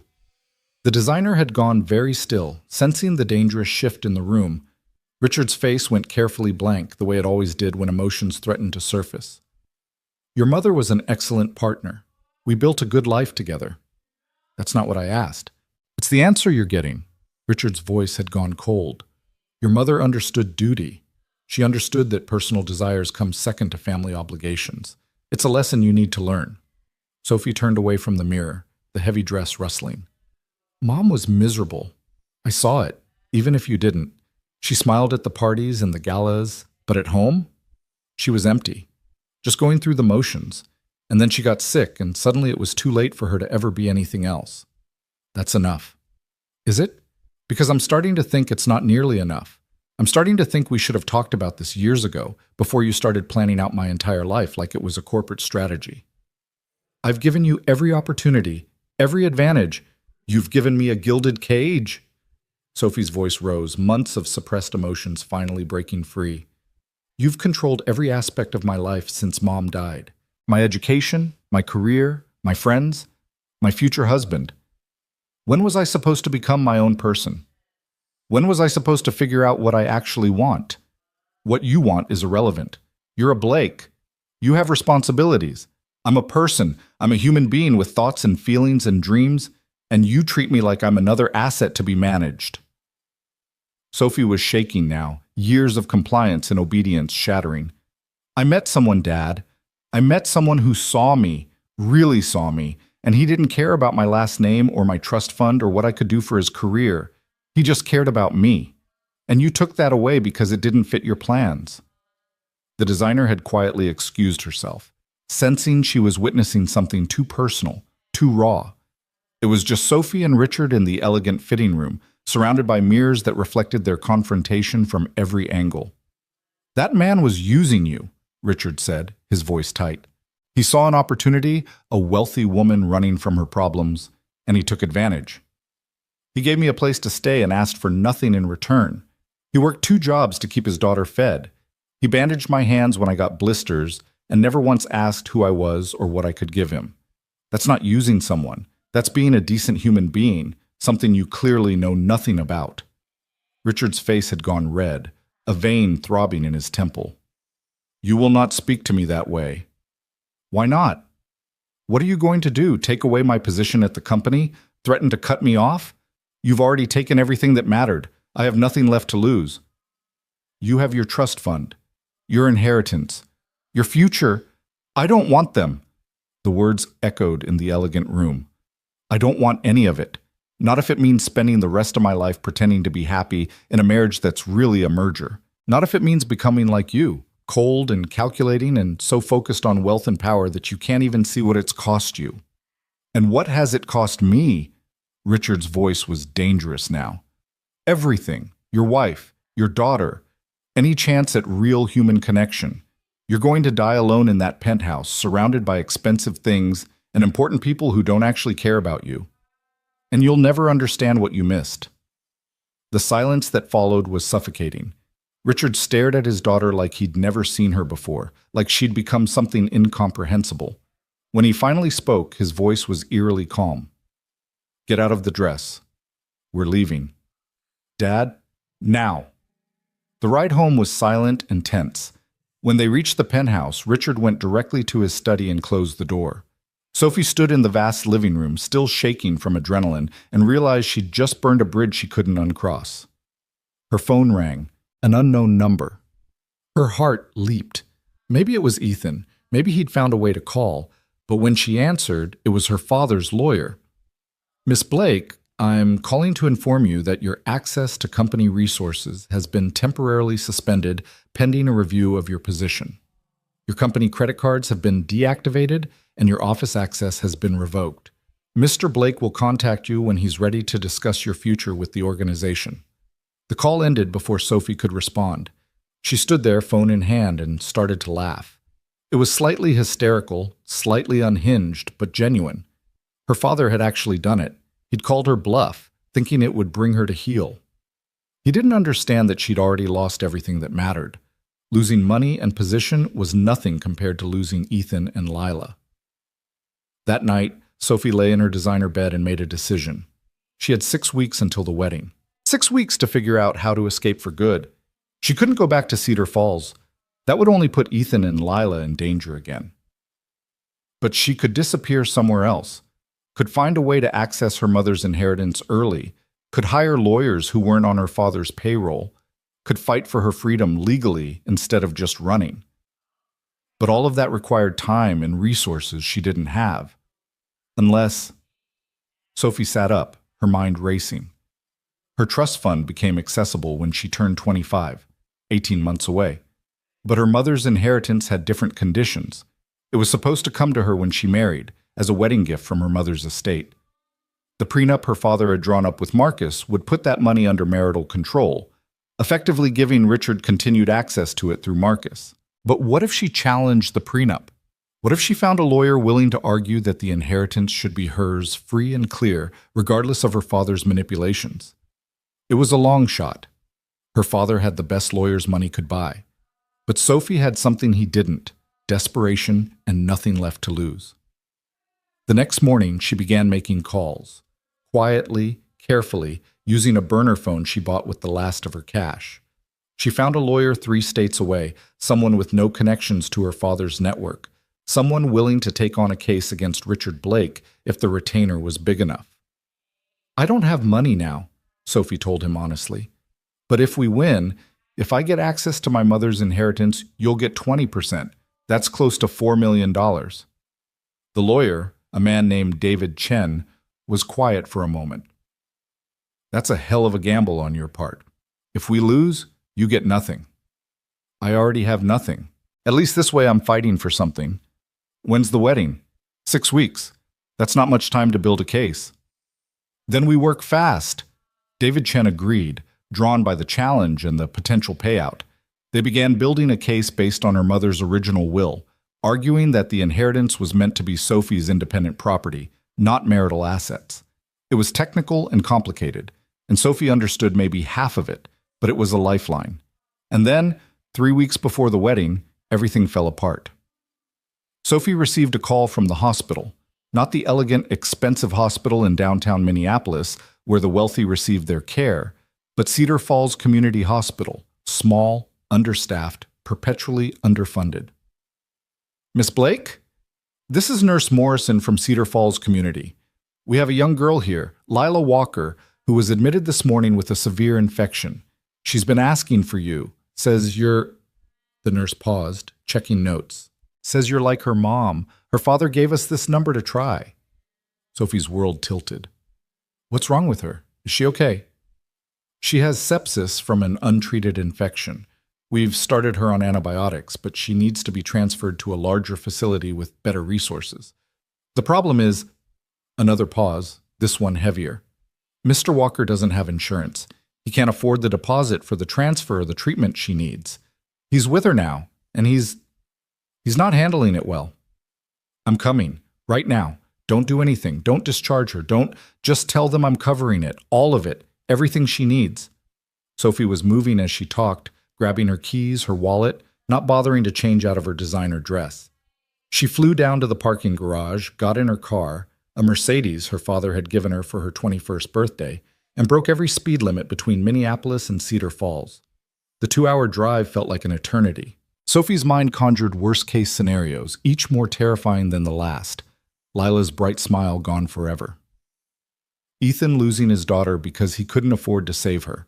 Both of them hating Sophie for leaving, for not being there when they needed her most. She burst into the hospital's emergency room, still in her expensive dress and heels, completely out of place in the small-town facility.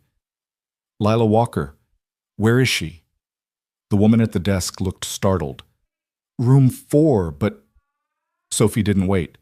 She found room 4 and pushed through the door to find Ethan sitting beside a hospital bed, his head in his hands. Lila lay there, so small and pale against the white sheets, IVs running into her thin arms. She looked like a ghost of the vibrant child Sophie remembered. Ethan? He looked up, and the devastation in his eyes nearly broke her. He looked like he hadn't slept in days, like he'd aged years in the weeks since she'd left.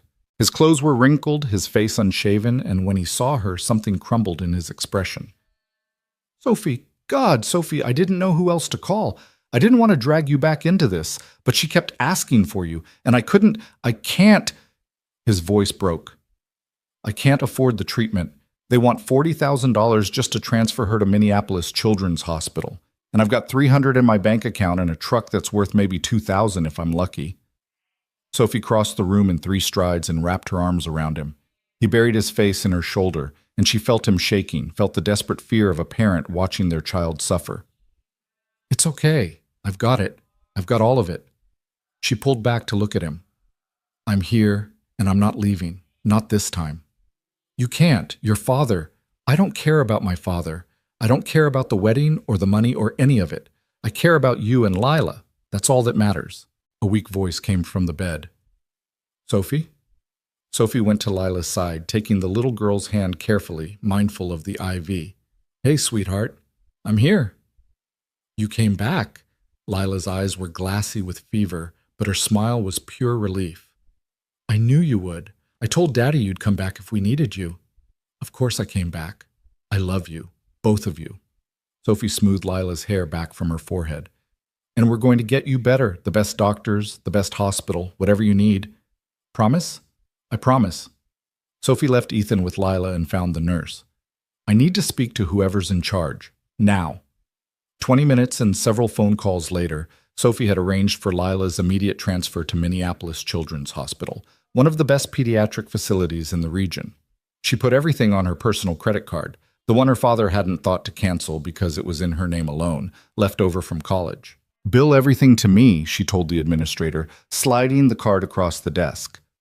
Sophie Blake, every procedure, every medication, every night in the hospital, all of it goes on this card. Mr. Walker is not to receive a single bill. The administrator looked at the name on the card, recognition flickering in her eyes.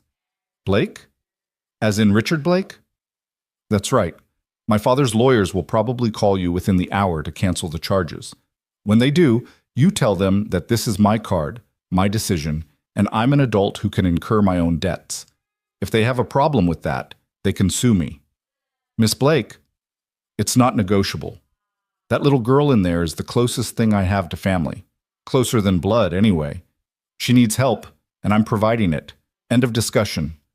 The administrator nodded slowly, clearly sensing that arguing would be pointless. We'll have the ambulance ready for transfer within the hour. Sophie returned to room 4 to find Lila asleep, and Ethan still sitting beside her bed, holding her hand like he could keep her tethered to life through sheer force of will. I don't know how to thank you, he said without looking away from his daughter. I don't know how I can ever repay. Stop. Sophie sat down beside him. This isn't about repayment. This is about family. And like it or not, you two are my family. The only real family I've ever had. Your father is going to lose his mind. Probably. But I'm done letting him dictate my life. I'm done choosing his approval over what matters. She took Ethan's free hand, lacing their fingers together. I'm sorry I left. I'm sorry I let him bully me into going back. I thought I was protecting you, but all I did was hurt us all. You were trying to do the right thing. The right thing is being here. With you. With Lila. Everything else is just noise. They sat together in the sterile hospital room, holding hands over Lila's sleeping form, and Sophie felt something settle in her chest. This was where she belonged. Not in a penthouse or a corner office, not at business lunches or charity galas. Here, in this moment, with these people who loved her for who she was and not what she represented. The ambulance arrived, and they transferred Lila with careful efficiency. Sophie rode with them, refusing to leave the little girl's side, while Ethan followed in his truck. The drive back to Minneapolis felt surreal. Sophie had fled this city hours ago, desperate to reach Cedar Falls. Now she was returning, but everything was different. At Minneapolis Children's Hospital, they were met by a team of specialists. The best doctors, because Sophie had made it clear that money was no object. They whisked Lila away for tests and treatment, leaving Sophie and Ethan in a private waiting room that probably cost more per hour than Ethan made in a day. This is crazy, Ethan said, looking around at the expensive furniture, the flat-screen TV, the coffee service that rivaled what you'd find in a luxury hotel. This isn't... People like me don't get treatment in places like this. They do now. Sophie poured them both coffee, real coffee, from actual beans, not the instant kind Ethan kept in his kitchen. Because Lila deserves the best, and so do you. Sophie, I can't let you pay for all this. It's too much. It's not nearly enough. And anyway, it's my money, my choice. My father might control my trust fund and my inheritance, but this credit card is mine alone. I've never used it much.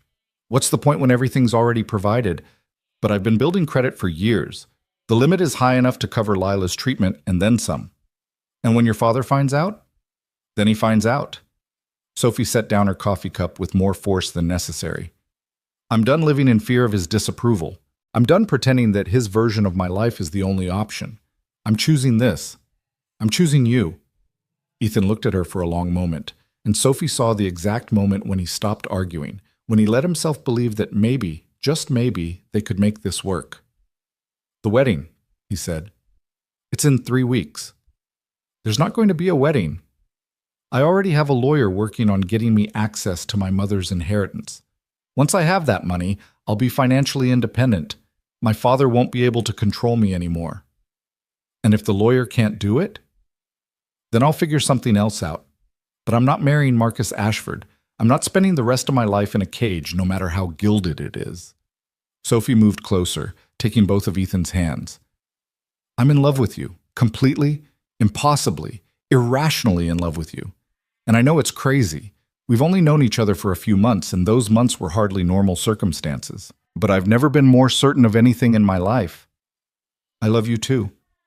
Ethan pulled her close, and Sophie let herself sink into his embrace, feeling safe for the first time in weeks. But Sophie, you need to understand what you're giving up. Your father's not going to just let this go. He's going to fight you with everything he has. Let him. I'm not the scared girl who ran away anymore. I'm the woman who worked at a laundromat, who learned how to fight for what she wants, who found out she's stronger than anyone ever gave her credit for, including myself. They stayed in the waiting room for hours, drinking terrible hospital coffee and talking in quiet voices about everything and nothing. About Lila's condition, about Sophie's father's inevitable reaction, about what the future might look like if they could somehow make this work. Around midnight, a doctor emerged with good news. Lila's fever had broken, the antibiotics were working, and while she'd need to stay hospitalized for several days, her prognosis was excellent. She's asking for both of you, the doctor said with a knowing smile. Says she won't sleep until she sees her parents. Neither Sophie nor Ethan corrected her. They found Lila awake in a private room that looked more like a hotel suite than a hospital. She was still pale but more alert, her eyes brightening when she saw them. "Daddy! Sophie! They have video games here! And the bed goes up and down when you push buttons!" Despite everything, the fear, the exhaustion, the looming confrontation with Richard Blake, Sophie found herself laughing. This was Lila, irrepressible even in a hospital bed, finding joy in automatic beds and video games. "That's pretty cool, sweetheart," Ethan said, kissing her forehead. "How are you feeling?" "Tired, but better." "Sophie, are you staying? Or do you have to go back to your fancy house?" Sophie looked at this little girl who'd somehow become her daughter in everything but name, at Ethan standing beside her with hope and fear warring in his eyes, and made her choice. "I'm staying," she said firmly. "I'm not going anywhere. Not now, not ever." "Promise?" "I promise." Lila's smile could have lit up the entire hospital. "Good, because we're a family now, right? You and me and Daddy? That's what families do. They stay together." "That's exactly what families do," Sophie agreed, her voice thick with emotion. "And we're going to stay together, no matter what." As Lila drifted off to sleep, secure in the knowledge that her family was complete, Sophie received the call she'd been dreading. Her father's name flashed on her phone screen, and she stepped into the hallway to answer it. "Hello, Father." "What the hell do you think you're doing?" Richard's voice was ice and fury. "I just got a call from the hospital about charges on your credit card. $40,000 for some child's medical treatment?" "Have you lost your mind?" "No. For the first time in my life, I think I've found it. You will reverse those charges immediately. You will come home, and you will finish preparing for your wedding. This nonsense ends now." "You're right about one thing. It does end now, but not the way you think." Sophie took a deep breath, drawing strength from the knowledge that just beyond this door, her real family was waiting. "I'm not coming home. I'm not marrying Marcus.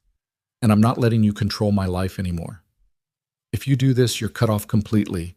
No money, no position, no inheritance. You'll have nothing. I'll have everything that matters: love, family, freedom, things you've never understood the value of. You're making a mistake that will ruin your life. Maybe, but it'll be my mistake to make. My life to ruin or build as I see fit." "I'm done living your version of my story, Dad. It's time I wrote my own." Sophie ended the call before her father could respond. Her hands were shaking, her heart pounding, but underneath the fear was something else. Exhilaration, liberation, the terrifying, wonderful freedom of finally taking control of her own destiny. She returned to Lila's room to find Ethan watching her, questions in his eyes. "So," he said quietly, "how did he take it?" "About as well as expected. I'm officially cut off from the Blake empire." "And how do you feel about that?" Sophie looked around the hospital room, at Lila sleeping peacefully, at Ethan standing ready to catch her if she fell, at the life she was choosing over wealth and status and everything she was supposed to want. "I feel free," she said simply.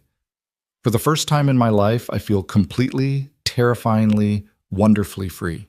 And in that moment, with nothing but uncertainty ahead and everything that had once defined her stripped away, Sophie had never been more certain that she'd made the right choice. The morning after Sophie's confrontation with her father, she woke up in a chair beside Lila's hospital bed, her neck stiff and her designer dress wrinkled beyond repair.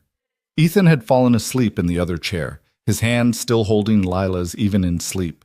The early dawn light filtered through the hospital window, painting everything in soft shades of gold and pink. And for a moment, Sophie just watched them, her family, chosen not by blood, but by love. Her phone had 17 missed calls from her father, 12 from Marcus, and dozens of texts from people at Blake Holdings asking where she was and whether the rumors were true.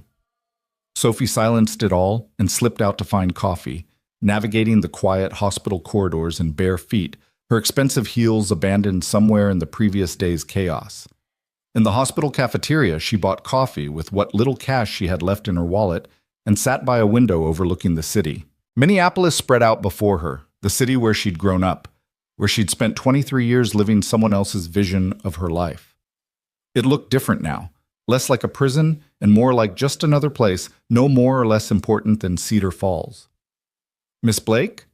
Sophie turned to find a woman in her 50s wearing scrubs and a kind expression. Her name tag read Dr. Patricia Morrison, Pediatrics. I'm Lila's attending physician. I wanted to talk to you about her prognosis. Sophie's heart clenched. Is she okay? Last night they said, she's doing wonderfully. The infection is responding to treatment better than we hoped. She'll need to stay another 3 or 4 days for observation, but she should make a full recovery. Dr. Morrison sat down across from Sophie, her expression gentle. What I really wanted to talk about was the financial arrangements. The billing department informed me that you've taken responsibility for all charges. But Miss Blake, we're talking about potentially over $100,000 by the time treatment is complete. Are you certain? I'm certain. Whatever she needs, whatever it costs, I'll handle it. Dr. Morrison studied her for a moment. You're not Lila's biological mother. It wasn't a question, but Sophie answered anyway. No, but I love her like she is. And her father, he's worked himself to the bone trying to provide for her. He shouldn't lose his daughter because he can't afford to save her. The system is broken, Dr. Morrison said quietly. I see it every day. Good parents, good people, forced to make impossible choices because healthcare in this country is tied to wealth rather than need. What you're doing for that family is extraordinary. It's the bare minimum. It's what anyone with resources should do. But most don't. Most people with your kind of money, and yes, I know who your father is, they donate to charity galas and put their names on hospital wings. They don't personally bankrupt themselves for a stranger's child. Sophie thought about the countless charity events she'd attended over the years, writing checks for causes she barely understood, smiling for photographers beside her father while they pretended to care about issues that never touched their actual lives. Those people don't know what it's like to have nothing, Sophie said. I did. For a little while, I knew what it was like to work until your hands bled and still not have enough. To worry about keeping the lights on. To be one emergency away from losing everything. It changes you, or it should, anyway. Dr. Morrison smiled. Lila is lucky to have you, and so is her father. Not many people would stand up to Richard Blake for anyone, let alone for love. After the doctor left, Sophie returned to Lila's room to find both Ethan and Lila awake. Lila was sitting up in bed, looking infinitely better than the night before, while Ethan helped her navigate the breakfast menu on the room's tablet. Sophie! Lila's face lit up. They have pancakes. Real ones, not burnt ones. No offense, Daddy. None taken, sweetheart. Hospital pancakes are definitely superior to mine. Sophie kissed the top of Lila's head, breathing in the little girl's smell of her mixed with hospital soap and antiseptic. How are you feeling, honey? Better. The doctor said I can probably go home in a few days. And Sophie, this room has its own bathroom, with a shower, and the TV has like 100 channels. The simple joy in Lila's voice, excitement over basic amenities that Sophie had always taken for granted, was both heartbreaking and beautiful. This child who'd grown up with so little found wonder in everything. I'm glad you're feeling better. You gave us quite a scare. I'm sorry. I didn't mean to get sick. Daddy says I have to be more careful about washing my hands and stuff. It's not your fault, baby, Ethan said gently. Sometimes our bodies just need help fighting off the bad stuff. That's what hospitals are for. After Lila had eaten and been whisked away for more tests, Sophie and Ethan found themselves alone in the room. The tension that had been building since yesterday finally surfaced. We need to talk, Ethan said, about what happens next. Sophie nodded, steeling herself. I know. I've been thinking about it all night. My father's cut me off completely. My credit card will probably be canceled soon. I'm surprised it hasn't been already. My lawyer says the inheritance case could take months, maybe years if my father fights it, which he will. So you'll have no money, no place to live once your father kicks you out of the penthouse. That's about the size of it, yes. Ethan ran a hand through his hair, looking exhausted. Sophie, I can't take care of you. I can barely take care of Lila and myself. My house is falling apart. I'm behind on every bill, and now with Lila's medical scare, I'm going to have to pick up even more shifts to make up for the time I've missed. I know. I'm not asking you to take care of me. I can get a job. A real job, not just temporary work. I have a degree. I have skills. I can support myself. Doing what? Your entire work history is at your father's company. Do you think he's going to give you a good reference? Do you think any company in Minneapolis is going to hire you when Richard Blake makes it clear you're persona non grata? Sophie's jaw tightened. Then I'll go somewhere else, somewhere his influence doesn't reach. There is nowhere his influence doesn't reach. The man is a billionaire with connections across the entire country. Sophie, you're not thinking clearly. You're making decisions based on emotion instead of logic. You're right. I am making decisions based on emotion, based on love, based on the fact that I've spent 23 years living logically according to my father's plans, and I was miserable. At least this way, if I fail, if I end up broke and struggling, it'll be because of my own choices. And what about Lila? What about us? You say you love us, but love isn't enough to pay rent or buy groceries or keep the heat on. I learned that the hard way when Melissa left. The comparison stung. Sophie felt tears burn her eyes. I'm not her. I'm not leaving because things got hard. I'm staying because things are hard, and I'm choosing you anyway. Are you? Or are you choosing an idea of us, the fantasy of playing house with the poor single dad and his cute daughter? Because that's what this feels like sometimes, Sophie.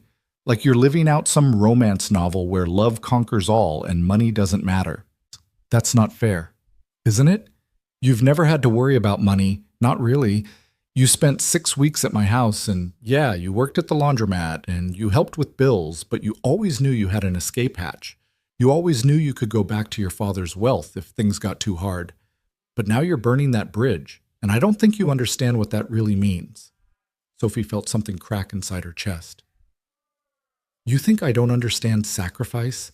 You think I don't know what I'm giving up? Ethan, I'm walking away from $20 million, from a life of security and comfort and never having to worry about anything. I'm doing that for you, for us. I never asked you to. I know, that's the point. You never asked for anything. You never expected anything. You just loved me, and that was enough. But now you're standing here telling me my love isn't enough? That I'm not capable of handling a life outside my father's control? I'm saying I'm terrified. Ethan's voice cracked. I'm terrified that you're going to wake up in 6 months and realize that love doesn't keep you warm when the electricity's cut off. That it doesn't fill your stomach when the fridge is empty. That it doesn't fix a leaking roof or pay for car repairs or cover doctor bills. And when that happens, you're going to resent me. You're going to wish you'd stayed in your gilded cage. And then you'll leave, and Lila will be heartbroken all over again.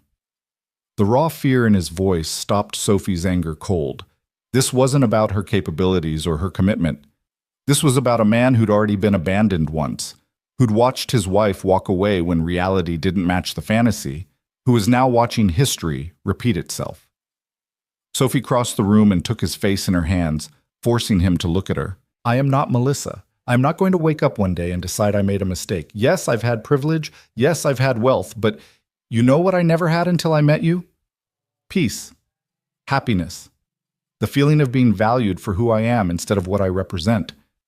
That's not a fantasy, Ethan. That's real. That's more real than anything I ever had before. Sophie, no, let me finish. I know I'm not perfect. I know I'm going to struggle with things that are second nature to you. I'm going to burn dinner and mess up laundry and probably make 1,000 mistakes. But I'm willing to learn. I'm willing to work and fight and scrape by. Because at the end of the day, I'll be with you and Lila. That's what matters. Not the money, not the comfort. You two. Ethan pulled her close and Sophie felt him shaking. I'm so scared of losing you, both of you. If something happens to Lila because I can't afford proper care, if you leave because this life is too hard, I don't think I'd survive it. Then it's a good thing I'm not going anywhere. And it's a good thing we're going to make sure Lila gets every bit of care she needs, whatever it takes. They held each other in the quiet hospital room, two people from completely different worlds trying to build a bridge between them. It wasn't going to be easy. Sophie knew that. But nothing worth having ever was.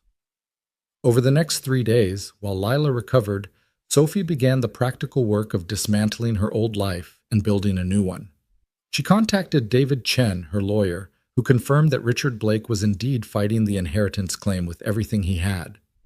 He's arguing that your mother's will specified the inheritance was for establishing a household, which he's interpreting as requiring a marriage he approves of, David explained over the phone. It's a stretch, legally, but he has expensive lawyers making the argument. How long until we know if I can access the money? Could be 6 months. Could be 2 years. Courts move slowly, especially when both sides have resources to drag things out. Sophie closed her eyes, feeling the weight of reality settling on her shoulders. Okay, then I need to figure out another way to support myself. There is one other option, David said carefully. Your mother's will also established a smaller trust, about $500,000, that was supposed to be accessible when you turned 25, separate from your father's control. We might be able to argue for early access based on financial hardship and your father's vindictive behavior. How soon could we make that happen? A few months, maybe. It's not guaranteed, but it's more likely than getting the full inheritance released. The trust was specifically designed to give you some independence. It wasn't perfect, but it was hope. Sophie thanked David and hung up, her mind already spinning with possibilities. $500,000 wouldn't last forever, but invested wisely, it could provide a cushion while she figured out the rest of her life. On Lila's 4th day in the hospital, Sophie received a visitor she hadn't expected. Marcus Ashford appeared in the doorway of Lila's room, looking distinctly uncomfortable in his expensive suit amid the cheerful pediatric decor. Sophia, may I speak with you, privately? Sophie glanced at Ethan, who nodded slightly, and followed Marcus into the hallway. They walked to a small consultation room, and Marcus closed the door behind them. I'm not here to convince you to come back, he said, without preamble. Your father asked me to, but honestly, I think you made the right choice. Sophie stared at him in shock. What? You heard me. I think you're right to walk away from all of it, the marriage, the company, the whole charade. Marcus sat down, running a hand over his face in a gesture that made him look suddenly human instead of corporate. Sophia, I'm gay. Have been my whole life. My father knows, doesn't care, thinks I can just manage it discreetly while maintaining the appearance of a proper marriage. When he suggested I marry you, I agreed because it solved a lot of problems. You'd get the life you were raised for, I'd get the cover I needed, and both our fathers would get their business merger. Marcus, I had no idea. Of course you didn't. No one does, except my father and a few trusted confidants. That's the point. But watching you these past weeks, seeing you willing to give up everything for actual love, it made me realize how much I've compromised, how much I've let my father's expectations dictate my life. Sophie sat down across from him, seeing Marcus clearly for the first time, not as an obstacle or an unwanted fiancé, but as another person trapped in Richard Blake's manipulations. What are you going to do? I'm breaking the engagement, officially. My father is furious, but I don't care anymore. I'd rather be authentic and struggle than continue living a lie. Marcus smiled, and it transformed his face. You inspired me, Sophia. If you can walk away from all that money and power, I can walk away from my father's expectations. Thank you for telling me and for supporting the decision. Thank you for having the courage to make it first. Marcus stood. For what it's worth, your father is making your life as difficult as possible. He's calling in favors, spreading word that you're unstable and unreliable. You're going to have a hard time finding work in Minneapolis.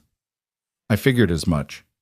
But I have some connections outside his network, places that value competence over politics.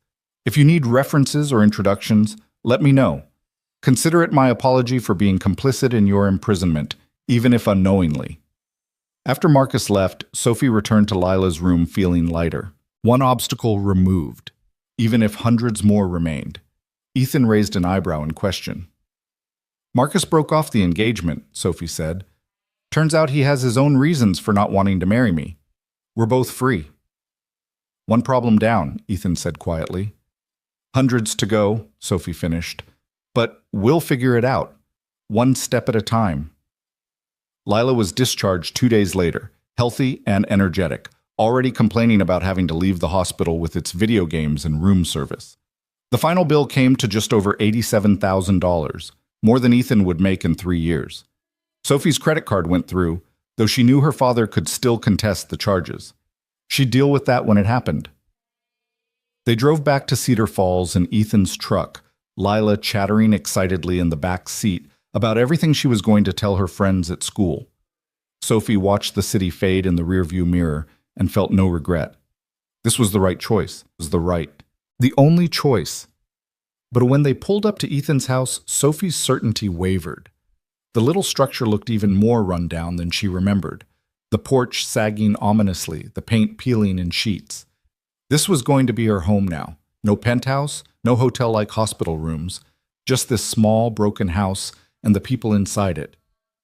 "It's not much," Ethan said quietly, following her gaze. "It's perfect," Sophie said, and meant it. Over the next few weeks, they fell into a new rhythm. Sophie moved what few possessions she'd retrieved from the penthouse into Ethan's house. A single suitcase of clothes, her mother's jewelry box, and nothing else. Ethan insisted she take his bedroom while he slept on the couch, but Sophie refused. They compromised on sharing the room, though both were careful to maintain propriety for Lila's sake. Sophie found work at a local nonprofit that helped low-income families navigate social services. Ironic, given her background, but the director, a fierce woman named Janet Rodriguez, saw past Sophie's pedigree to her genuine desire to help. "Your father called me," Janet said during Sophie's first week. "Tried to convince me you were unstable, and I shouldn't have hired you." Sophie's heart sank. "I understand if you need to let me go." "Let you go? Hell no. Anyone Richard Blake hates that much is probably doing something right. Plus, you're good at this work. You have empathy these families need. You've been there. Maybe not the exact situation, but you understand what it's like to feel powerless. That's valuable." The pay was modest, $32,000 a year, a fraction of what Sophie would have made at Blake Holdings. But it was honest work that mattered. She helped families fill out Medicaid applications, connected them with food banks and utility assistance, advocated for them when systems failed. And every person she helped reminded her why she'd made the choice she did. Evenings were spent at the house with Ethan and Lila. Sophie learned to cook properly, no longer burning everything she touched. She helped Lila with homework, braided her hair every morning, attended parent-teacher conferences with Ethan. They fixed what they could in the house. Sophie learning how to use tools, how to patch drywall, how to make do with limited resources. It was hard, harder than anything Sophie had ever done. There were nights when the heat didn't work, and they huddled together under blankets. Days when Sophie's feet ached from standing all day at work, when the bills piled up faster than they could pay them, when she wondered if love really was enough. But then Lila would laugh at something silly, or Ethan would pull Sophie close on the sagging porch and tell her she was beautiful, or they'd share a meal they'd made together, and Sophie would remember why every struggle was worth it. 3 months after Lila's hospital stay, David Chen called with news. The court had agreed to release Sophie's smaller trust fund early, citing her father's controlling behavior and her genuine financial need. It wasn't the full inheritance, but $500,000 would change everything. "What do you want to do with it?"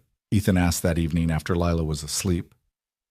They sat on the porch, wrapped in blankets against the November cold, watching their breath mist in the air. Sophie had been thinking about this since David's call. "I want to invest most of it, safe, boring investments that will give us security long term.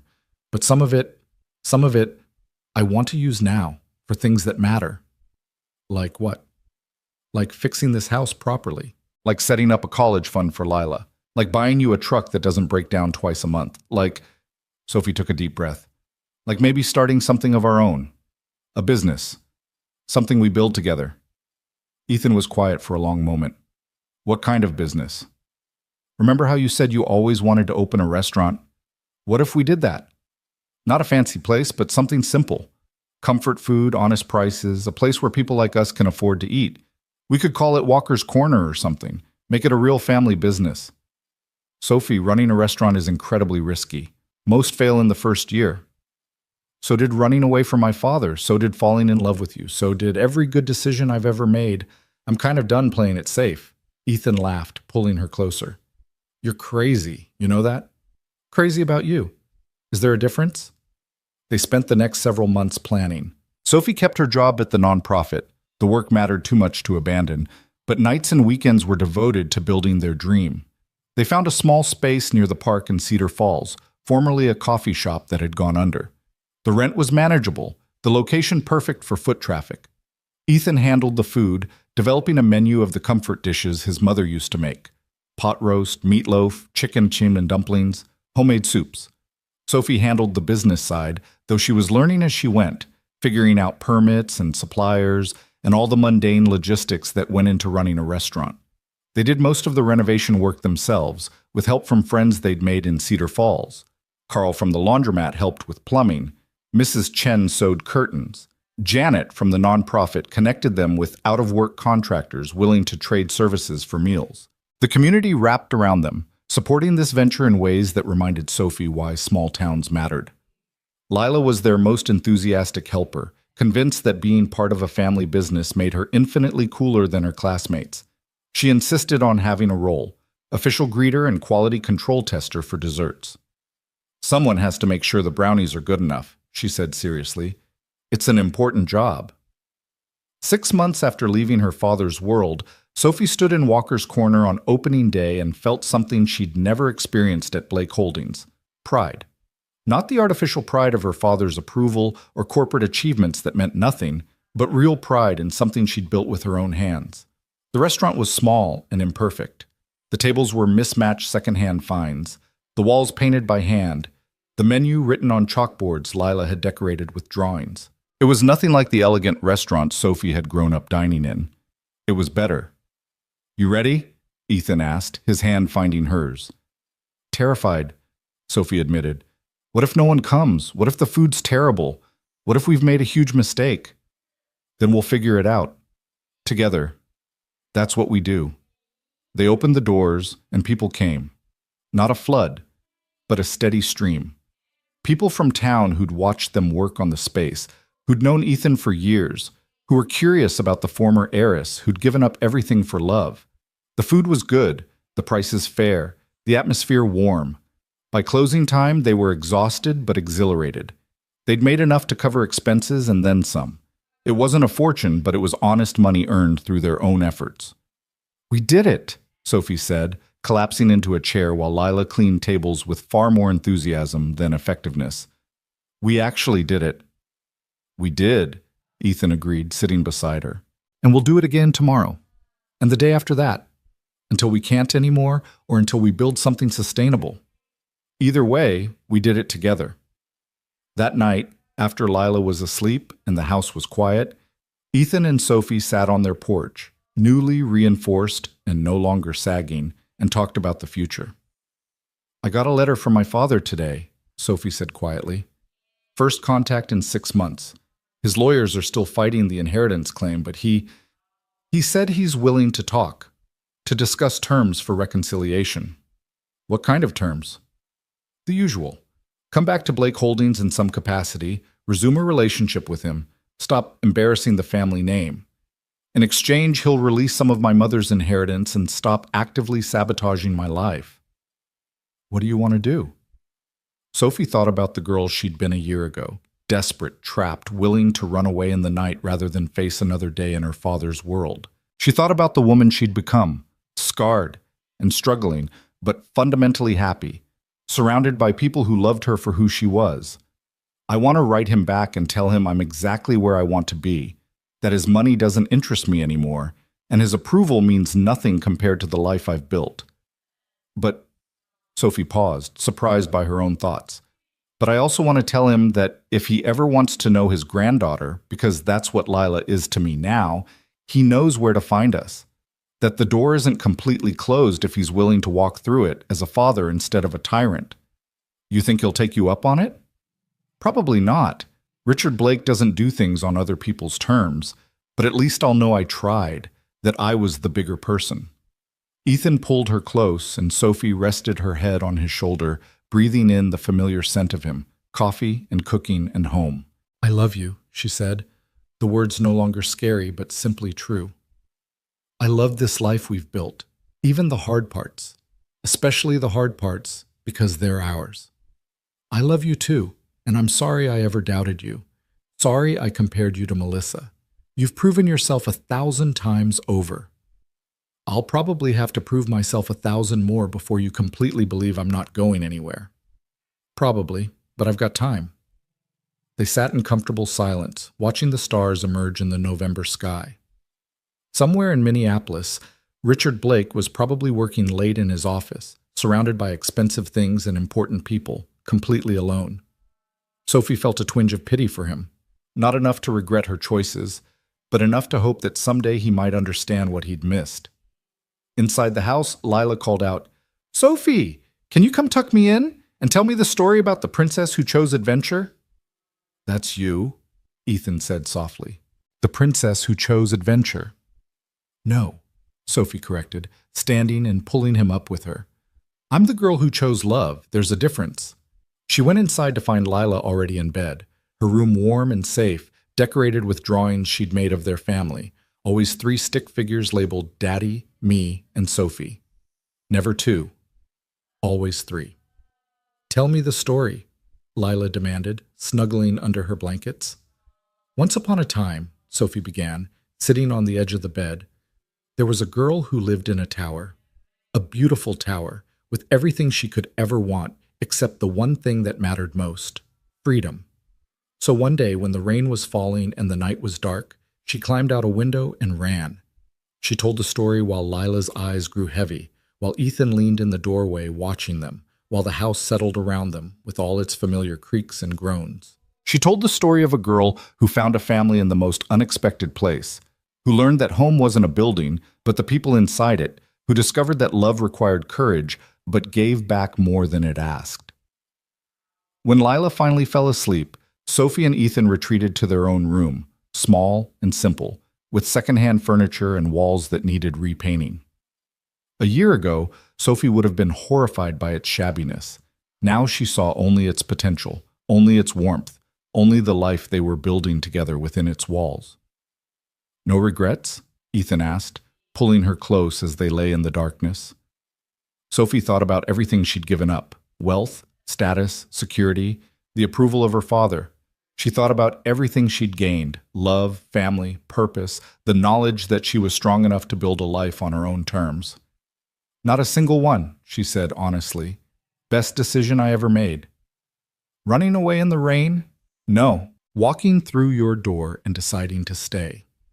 They fell asleep wrapped around each other, 2 people who'd found each other against all odds, who'd chosen love over logic, who'd built something real and lasting from nothing more than burnt pancakes and borrowed sweatpants and a stubborn refusal to accept that their different worlds meant they couldn't be together.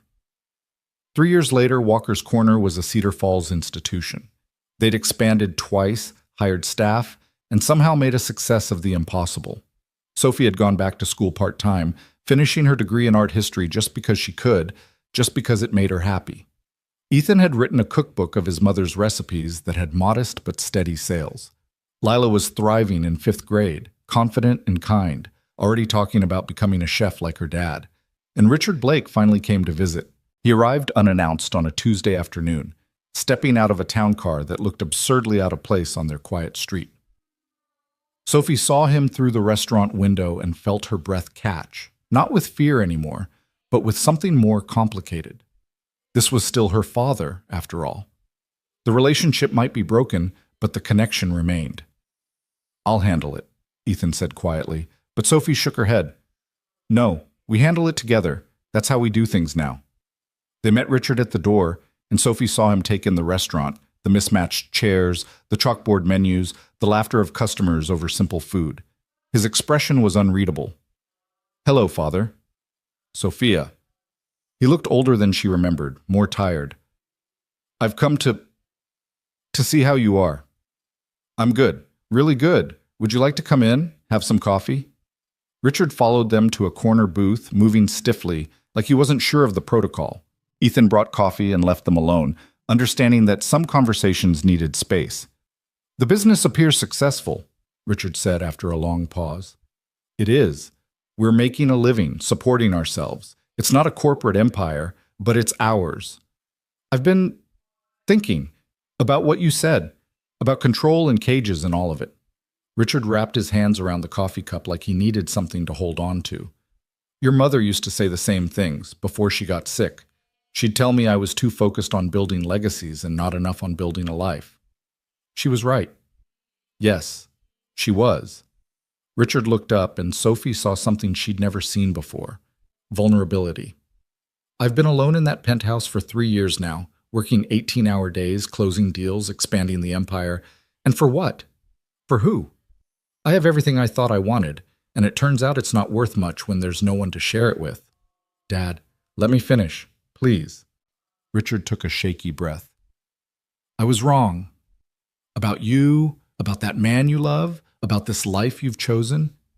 I was so convinced that my way was the only way that I couldn't see you were finding your own path. A better path, maybe. Sophie felt tears prick her eyes. Why are you telling me this now? Because I'm 67 years old, and I'm tired, and I don't want to die alone having never known my daughter, having never met my... He paused. Your assistant, Caroline. She showed me the Christmas card you sent, the one with the 3 of you. You called the little girl your daughter. Lila.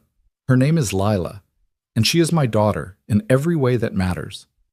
I'd like to meet her, if you'd allow it. I'd like to try to be something. Maybe not the father I should have been, but something better than the one I was. Sophie looked at this man who had controlled and manipulated and hurt her, and saw past the tyrant to the scared, lonely person underneath.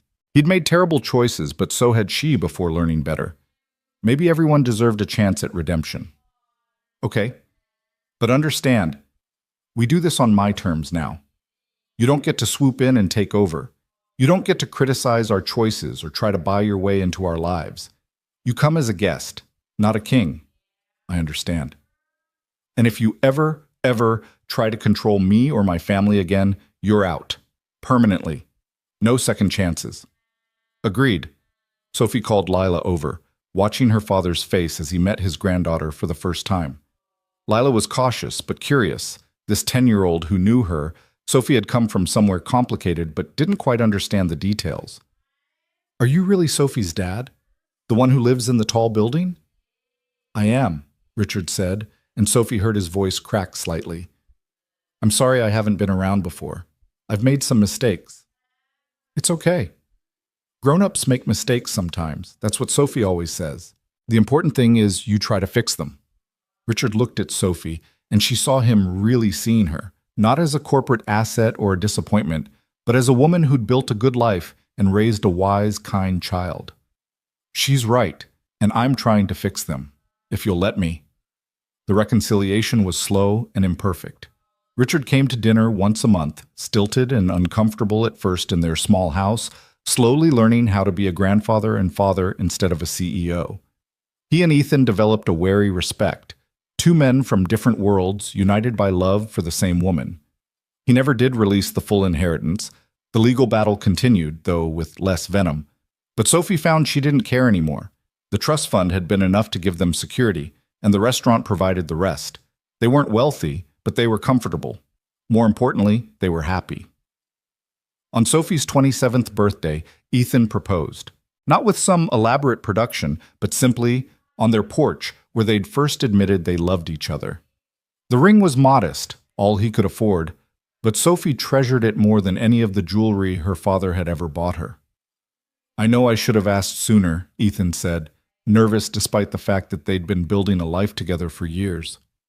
I know we're basically already married in every way that matters, but I wanted to make it official. Wanted you to have my name if you want it. Wanted Lila to know for certain that we're a family forever. Yes, Sophie said, laughing through happy tears. Yes, absolutely yes. I've been waiting for you to ask. They were married 2 months later in a simple ceremony at the restaurant, surrounded by friends from Cedar Falls and Sophie's small nonprofit family. Richard walked her down the aisle, tears in his eyes, finally understanding what his daughter had been trying to tell him all along, that love wasn't a merger or a business deal, but something wild and messy and worth fighting for. Lila was the flower girl, taking her duties very seriously, making sure every petal was distributed with precision. She'd cried when Sophie and Ethan officially adopted her a month before the wedding, becoming Lila Walker Blake, a name that bridged 2 worlds.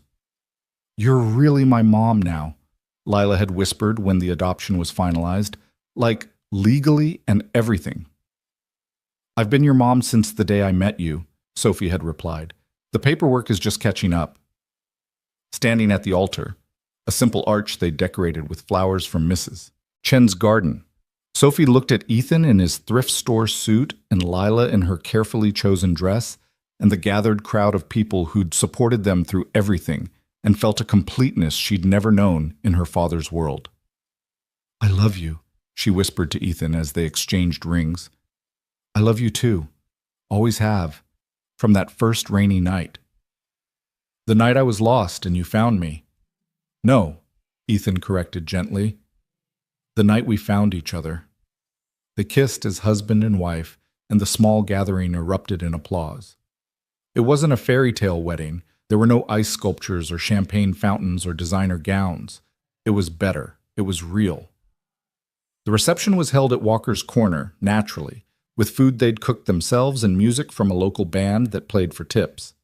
Richard Blake danced stiffly with his daughter, trying hard to be present, to be human, to make up for lost time. "You were right," he told her as they swayed to some country song Ethan had chosen. "About all of it. I'd built an empire and lost everything that mattered. I'm glad you had the courage I didn't." "It's not too late for you either, Dad. You could retire, find something that makes you happy, instead of just successful."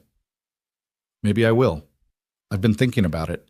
There's a mentorship program for young entrepreneurs, teaching them how to build businesses ethically. Might be a way to use what I've learned for something good." "I think that sounds perfect."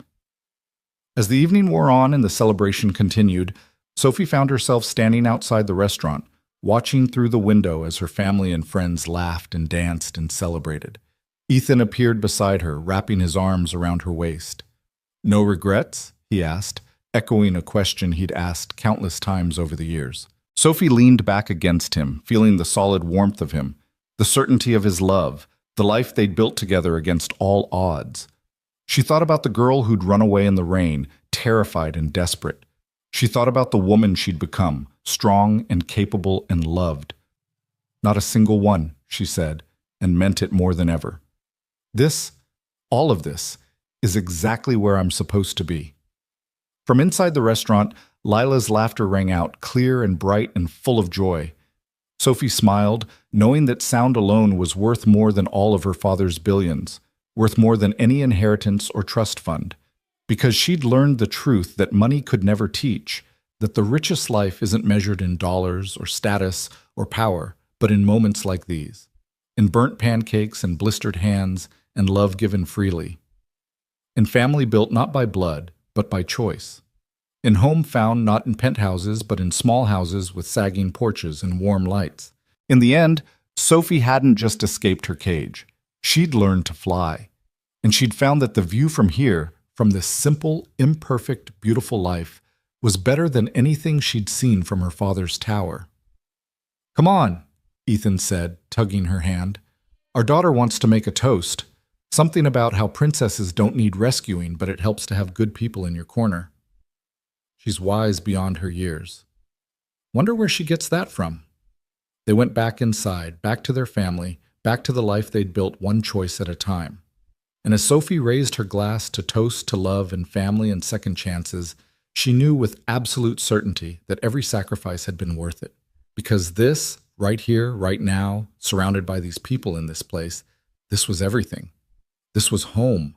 This was love. This was the life she'd always been meant to live. She'd just had to be brave enough to reach for it. And in reaching, she had found not just herself, but everything that truly mattered.